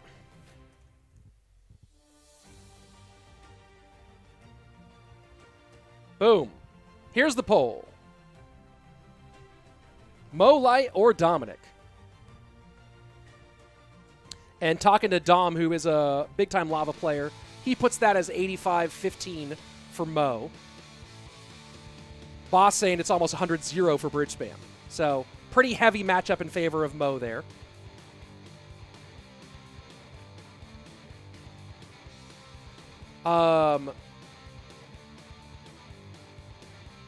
Please wear the hat in the bottom right of the face cam, I beg you. Talking about this hat right here?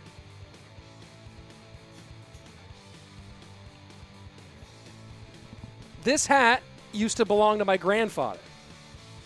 This is my grandfather's fishing hat. So everything in this setup is like says little things about me. I saw someone mention the disc golf basket earlier. Right? I'm an avid disc golfer. That's the Sacramento River Rats, our now defunct professional roller hockey team. But I grew up in Sacramento, and I played roller hockey as a kid a whole bunch.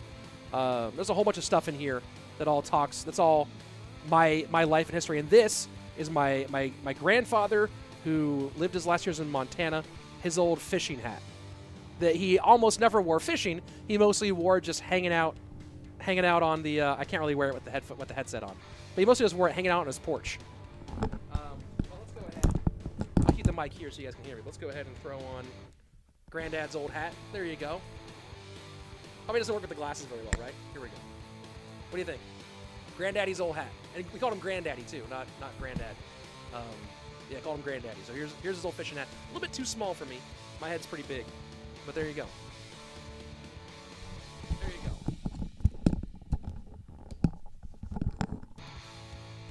All right.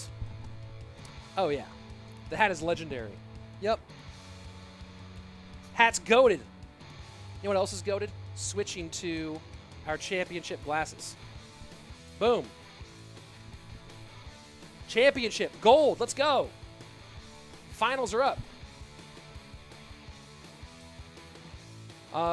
Let's see.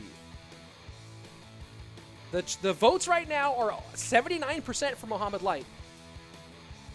And looks like 20 to 21% for Dominik. Let's go. Didn't realize you were so blonde. Yes. Very much so. And thank you, of course, for the support. Don't forget to like, subscribe, use code RICH, all that stuff. Let's go into our grand final. Oh, no, our third place match. Never mind. Here we go. I forgot about the third place match. Tico and Pedro. Winner gets 1,500 versus 1,000. Here we go.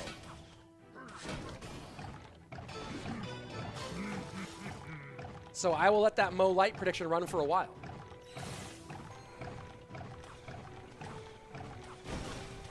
People ask about the headset. This is the this headset is the Audio Technica BPHS1. You can get it online pretty easily.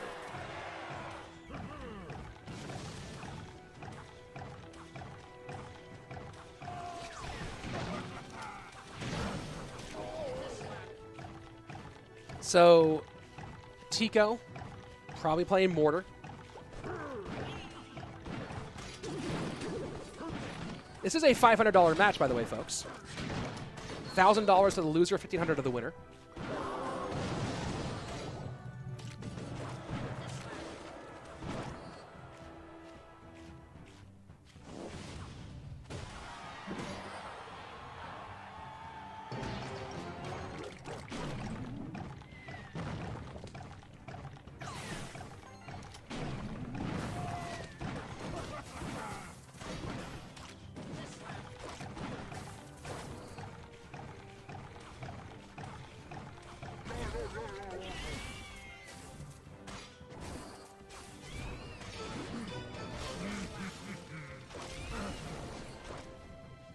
So, Poison, Log, Goblins for the Graveyard. This should be a good matchup for Tico. And you see him doing a little bit. And I'm seeing in the chat exactly why I wear sunglasses. Guys, I have a 2-week-old baby. I am exhausted all day. I could have slept through this stream. So for those of y'all who are wilding on YouTube chat, I said it's $1,000 to the winner and to the loser, and $1,500, $1,500, $500 more to the winner. And yes, everyone here is playing on mobile.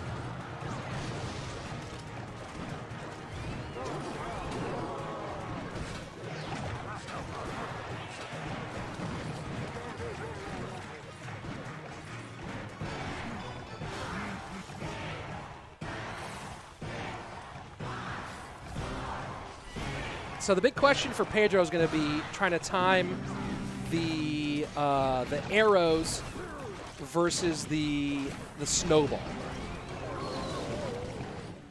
when it comes to these pushes.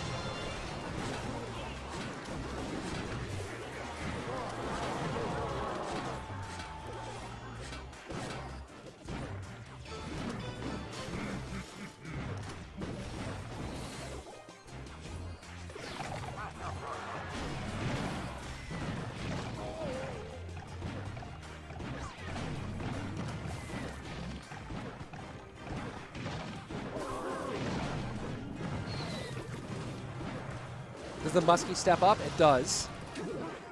Man, that bomb being so much less powerful is actually kind of crazy.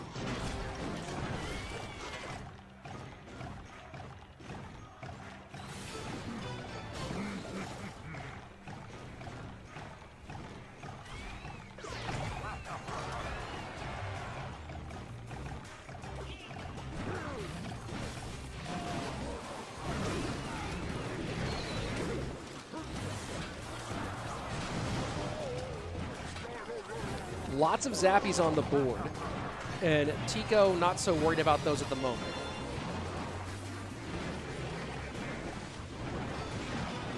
Muskie connection on the right is big, but these graveyard pushes are doing some work. 30 seconds left. I do think Tico has this locked.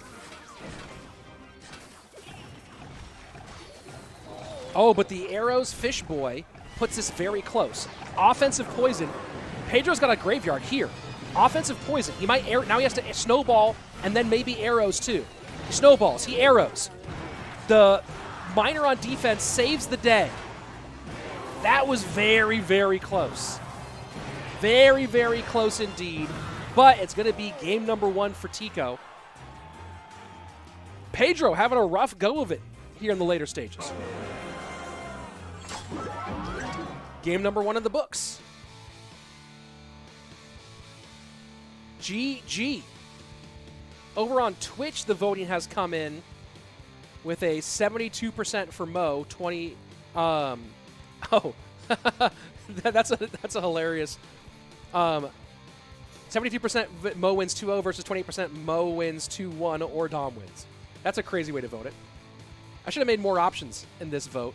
Right now, our poll. I'm gonna go ahead and end this poll, put a new one in. Our first poll here had Mo 78% versus Dom to 21%. Let's go ahead and do a new poll here. Grand final results. Mohamed 2-0. Mohamed 2-1. Dominik 2-1. Or Mohamed or Dominik 2-0.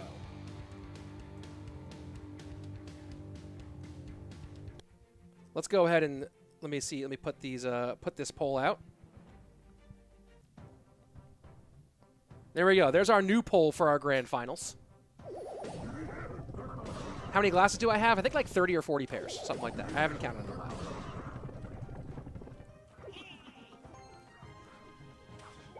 Oh my gosh, I was also a fake Sir Tag earlier.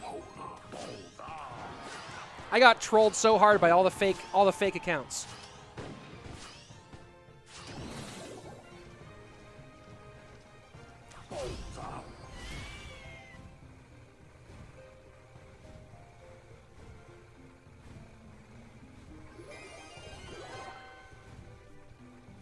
You know what? I'm gonna tell you guys something in a minute here. After this matchup, we're gonna do something special.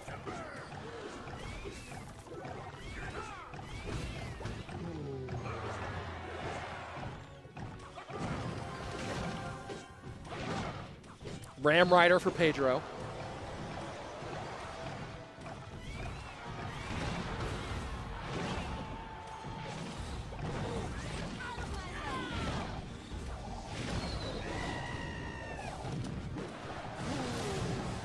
And the RG gets a couple big shots for Tico. Pedro leading, but Tico doubling down. Good barb barrel out of Pedro to shut that all down. All glasses by Gooder.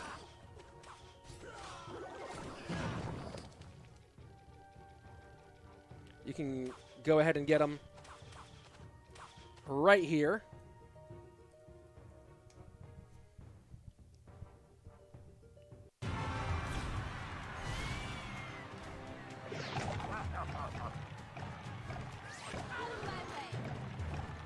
No building for the RG, but Ram Rider, Lumberjack, and Monk are all solid against the RG. Monk's knockback is huge, and that's a good fireball.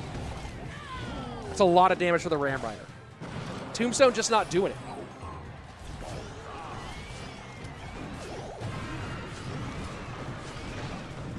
Lots of shots in from the Royal Giant. Lumberjack, oh yeah, Bird for the DPS too.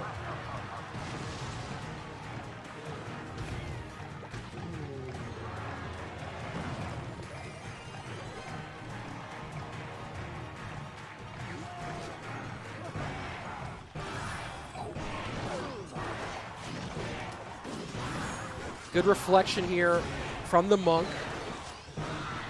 And Tico sets up RG way in the back. He knows he has to break through, and he's having trouble. So RG way in the back. It's also going to clog the lane nicely for, I guess, a Ram Rider push. So that's a really smart sequence here from Tico in double. Lumberjack not going to get onto the RG here. Good fireball. Now Lumberjack plus Bird get there. Giant Skelly Bomb pushes back. Royal Giant can't break through, though. And this feels like game over. Pedro ahead on Elixir, ahead on damage. 90 seconds left.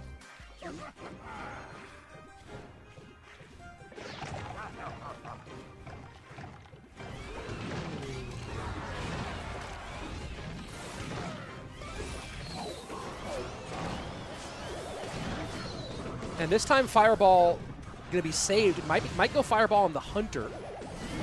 Decides no. Tico just can't figure out. Tico might need to try to do a left lane, right lane. Or right lane, left lane here. Just make Pedro do a little bit the opposite side.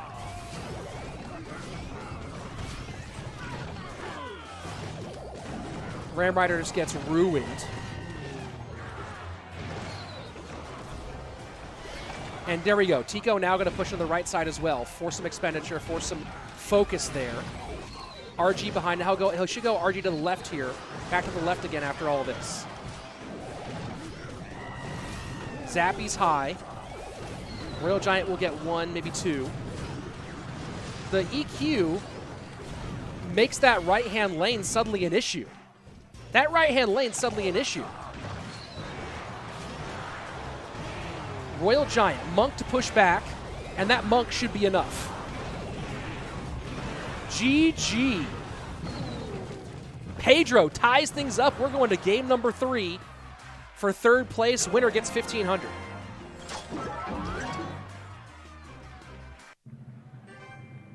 Tico with a good idea, trying to switch those lanes up. Tico with a really good idea, trying to switch those lanes up. Didn't end up paying off, though. It did not end up working.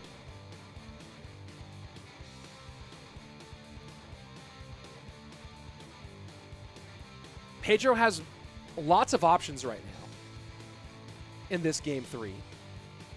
Let me go ahead and take a look at the decks from before.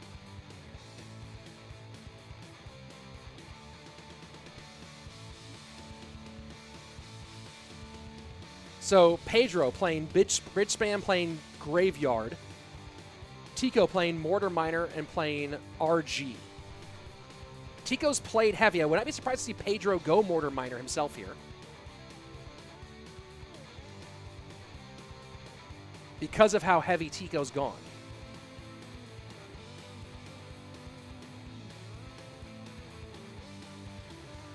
Slappy Fish saying, hey, Rich, want a 1v1? No. I hate losing. Why is no one playing archers? They're so broken. There's a lot of archers being played. Let's see.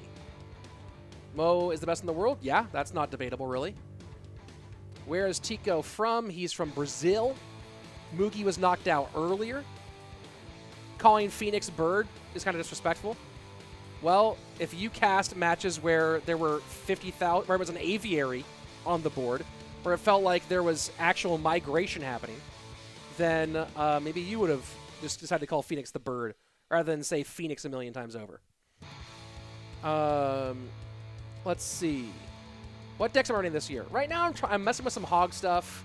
Let me see. What am I working on right now? I've been playing some various hog cycle decks.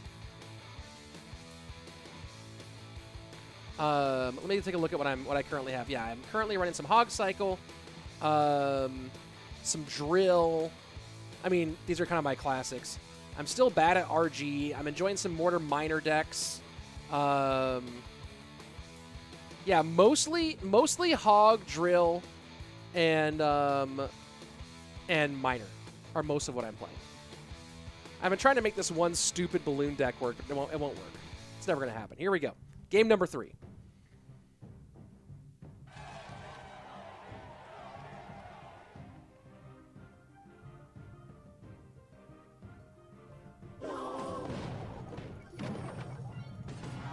Cage for Tico.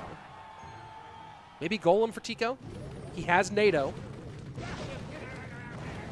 He's been playing a ton of Golem on ladder. He usually plays it with Phoenix, so very curious to see if he plays what he puts in favor. Maybe the Inferno Dragon. Flying Machine.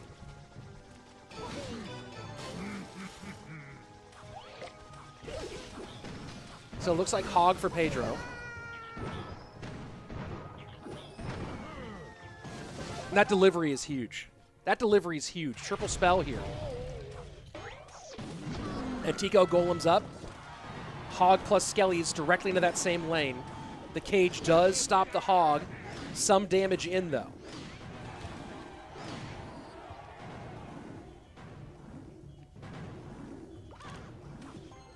Thank you, Lind, for the support. I do appreciate that. And good archers there to distract the Flying Machine a little bit and let the Inferno Tower burn down the goal. Great defense here. And good choice here from Pedro to go Inferno, knowing how much Tico plays Golem. And Tico already calling good game. Yeah.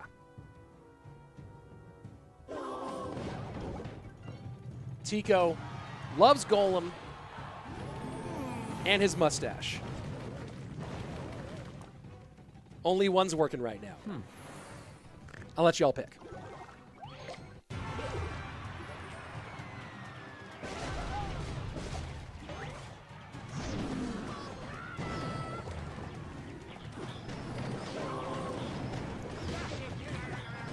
Hog doesn't get anything there. Archer's low. Skellies to get in front. And is the Inferno Tower? Inferno Tower's low. Interesting. Delivering to go try to get on that Flying Machine. He's back to archers again. We haven't seen a lot of delivery today. And honestly, I think a lot of that is because of the popularity of Monk and Mighty Miner right now. Just seeing a little bit less Archer Queen means you see a little bit less delivery.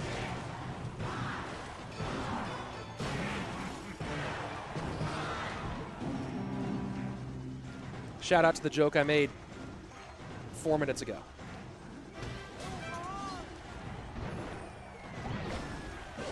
Oh, delivery did not get on the Flying Machine. Bit of a mistake for Pedro.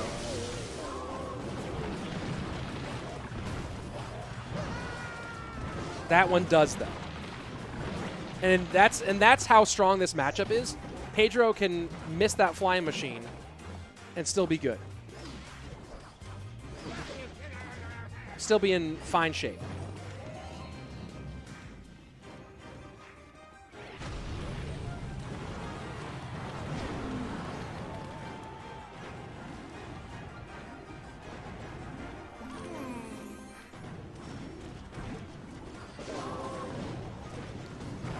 And this was just really smart deck picking. And you go, hey, it's matchup based. Hey, he just picked something, like, whatever, random pick. If you go to Tico's Royale API profile, this dude has been playing Golem NATO. Like, it's what he's been grinding. So no surprises that when it comes to a game 3 that he goes comfort. Honestly, if anything, it was a bad pick by Tico to go comfort here.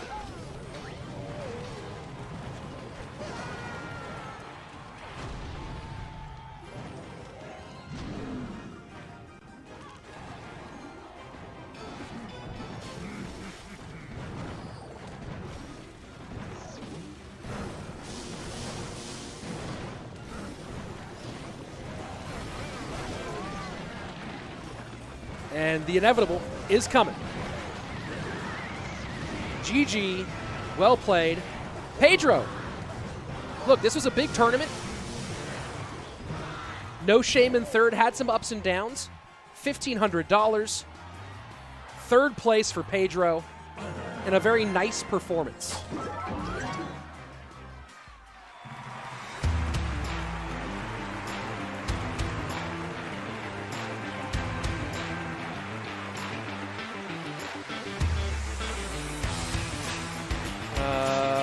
second, folks. Boom. Oh, yeah. Forgot about this. Let's go back to the bracket. Here's the bracket. It'll be Dominik versus Mohamed Light here in a couple moments.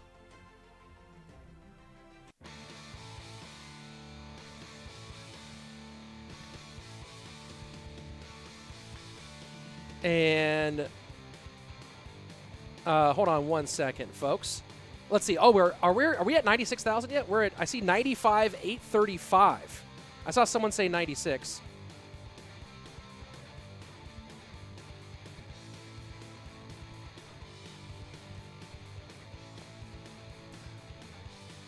One second, folks.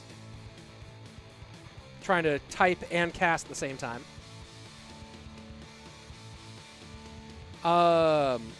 Let's see. Let's go ahead and close this poll now. So 45% of you are picking Mohamed Light 2-0. 38% picking Mo 2-1. And total of 15% of you picking Dominik. 12 of you are saying 2-1. 3% of you saying 2-0.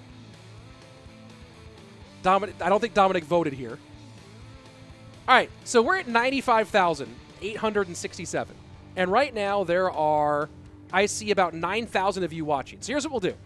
If somehow we reach 97,000 before the stream is over, which is, about 1,200 away, 1,100 away, I'll open this pink box that I've never opened on stream. No one knows what's in this pink box. This case, I got sent it by Gooder and planned to do a thing around it and never did. And I've never opened it on camera before. No one's ever seen what's in there. I'm telling you that what's in there is kind of out there. But if we hit 97,000, I will open that box.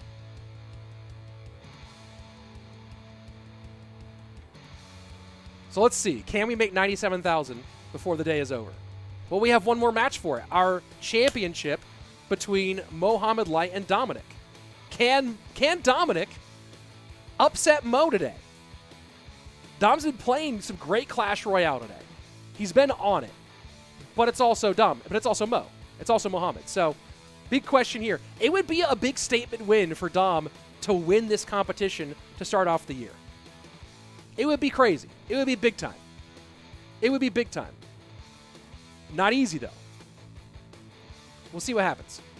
You should rather say 100K. I don't know if we can get to 100K before the end of the stream. It seemed like getting another 1,000 subs seemed like a reasonable thing we could do before the end of the stream. So instead of saying 100, get to 100K, getting to 97, which puts us very close to 100, and then I'll open the case. Let's see. Rich, what is your favorite deck to use in the history of Clash Royale? Anything Magic Archer NATO. Probably like Minor Wall Breakers Magic Archer NATO. Here we go. Our grand final. What's in the box?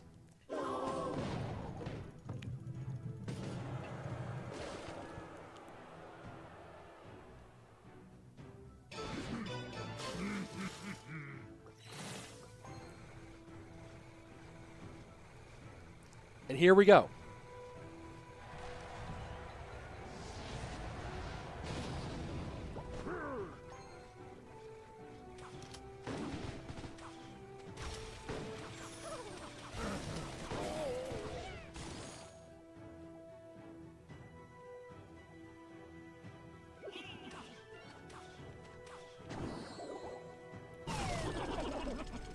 You know what? This is interesting. I've seen Mo playing this deck a bit lately, like just drill cycle.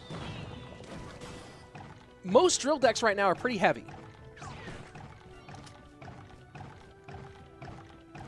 But basically playing like a hog deck that's drill.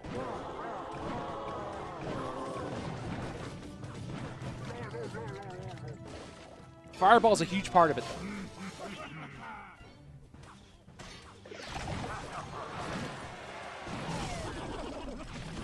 And now drills to the opposite lane.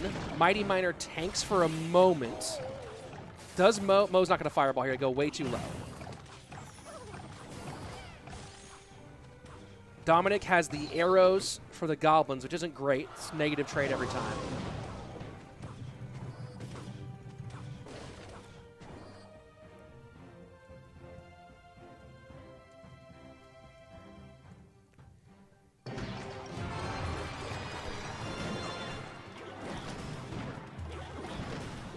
Easy defense on this first graveyard. But I think that triple gets difficult for Mohamed here.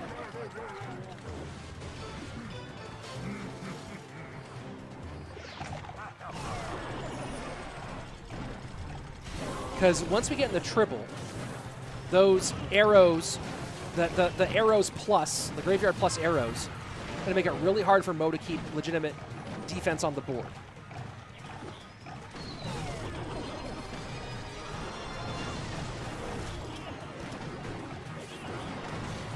Curious to see what the gameplay is like, what the sort of mind games are with timing goblins versus timing arrows for these graveyard pushes. Mo currently in the lead, though. This fast cycle is hard to deal with. Can he get enough of an advantage early to make it too much for Dom to try to come back from? And so far, the damage says yes, down to 1070.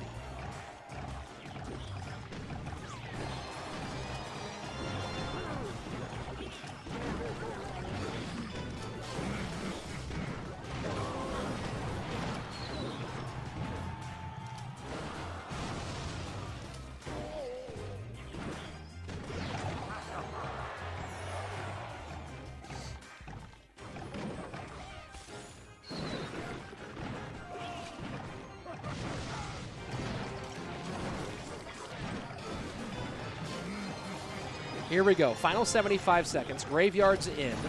The Muskies by the King Tower have been key on the defenses here for Mohamed. Skeleton King staying alive for a long time. Mo just can rely on those Musketeers, though. Dominik can't do anything about them. Side note, can someone get me Dom's sweatshirt? Because that's kind of fire.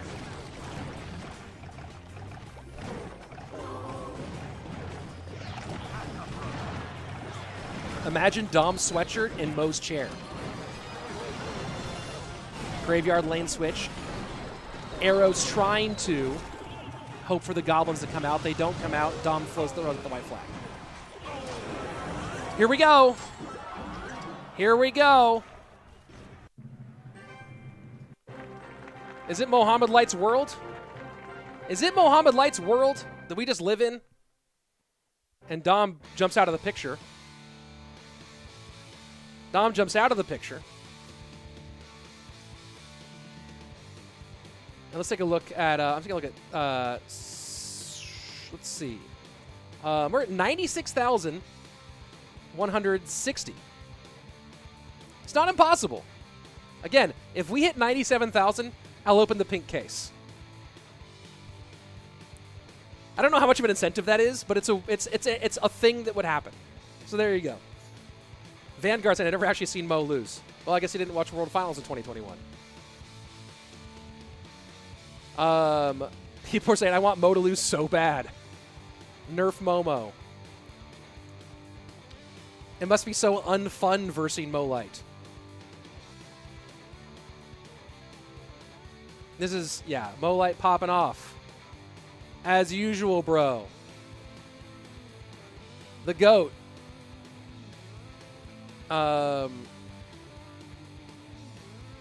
Let's see. What is he supposed to do? You were saying his Mo's world and showing Dom. I don't know what you mean.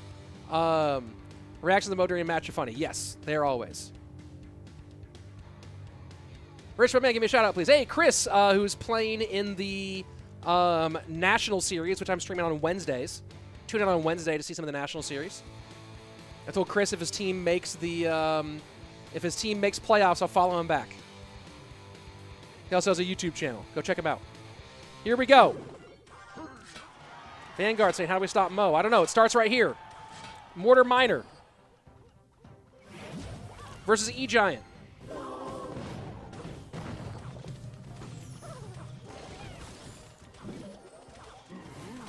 This is supposed to be Mortar's matchup.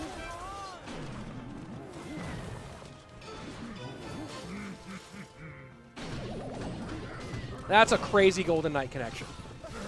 That's a crazy Golden Knight connection.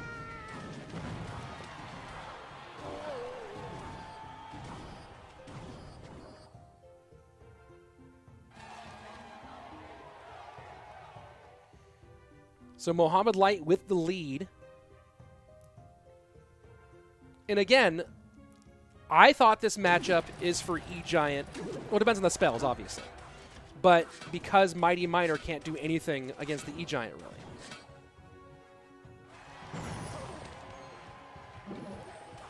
But I've heard people say it's the opposite. Because Mortar counters E-Giant. Yes, but if you're primary DPS... And there goes Dominik, just trying to go full send. Yeah, I don't see why Dominik would make that play unless he thinks that it's that the matchup is bad. And Mo's really confused. And that's it. GG. Mo wins again.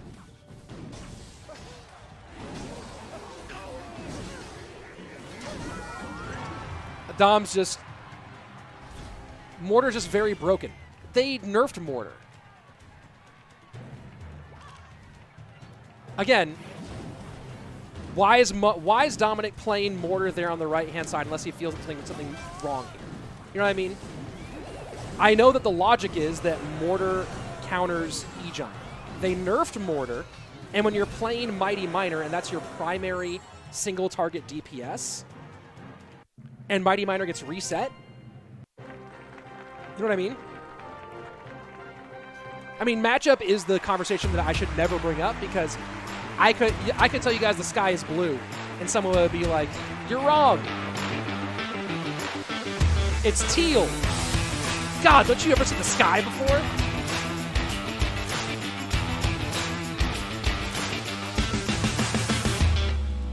GG. Well played. Mohamed Light, once again. $7,500. Dom taking home $3K. So, there you go. That was a crazy Golden Knight dash. And then over-aggressive Mortar. Pedro, by the way. Pedro, stock up. Had an up-and-down day today. Comes in at third with $1,500. And a good start to his year. Let's see if Pedro can kind of get a hold of those nerves a bit and continue playing better and better. And, oh, I'm supposed to be right here. So let me go back and take a look at that matchup here. I know people are like, Rich, have you ever seen Clash Royale? But I'm telling you, I'm looking at this, right? Like, this isn't like 100-0 for Dom. Your primary DPS, your primary way of DPSing down the E-Giant gets stopped. All right, well, let me go ahead and put this up for a second, and then go ahead and do my favorite thing. Banhammer. Bye. Pink box the money make. Yeah, we made it to 96,300. So I'm just thinking about this matchup, right? Like, and I'm going to talk to the pros about this and see why you really get the understanding of this matchup. But when the Mighty Miner can't DPS the E-Giant, the Goblins and the Archers are all susceptible to the Golden Knight. And then you can light, and the Mortar isn't as strong as it used to be. I mean, maybe it's just that Dom played too aggressively. And maybe Archers are really strong, and Dom played it too aggressively. So anyway, I'll have some chats about it. But either way, Mohamed Light won. And there you go. Got to blame Mohamed Light for not getting the 97,000. But you know what? Hey, we can save the box for another day. How about that? We'll save the box for another day. If you're watching on Twitch, stick around. We're gonna go put together a pretty nice host. We're gonna go ahead and raid somebody. And people are saying, is Mortar's matchup? Mortar by itself can counter E-Giant. All right. Well, everyone here is saying it's Mortar's matchup, and I don't think it's 100-0 though. Obviously. and Mortar Archers Goblins easily takes out the E-Giant. Okay. Well, that's the fun part about the game. We all can debate our matchups. Either way, this was a whole lot of fun. And we're about to get into the CRL season very soon. So make sure you're sticking around for that. Here on this channel, big things coming out. Tomorrow, Lucas versus Wallace Best of 5 Mega Draft mode will debut tomorrow on this channel. Make sure you check that one out. And of course, as I said before, a big regular recurring program going to be starting here on this channel very soon. So I'm super excited for that one. Make sure that if you haven't yet, that you subscribe, because that's going to be a recurring weekly event that has chances for you to play in as well. So super pumped for that one. More info on that coming later. Either way, it's been a blast today, folks. If you're on Twitch, stick around. We're going to go find a great person to raid. And for those of you on YouTube, thank you so much. Hey, 96,314 is legit. 4K away, under 4K away from 100,000 subscribers. That's super fun. I'm going to go get some rest because, like I said, I got a two-week-old baby, and I need to get some sleep in. As always, be excellent to each other. Peace. Later. All right, stick around, Twitch. Stick around, Twitch. I'm going to go do some raiding. In just 1 second, when I'm able to end the YouTube stream at the appropriate time. And boom. End the YouTube.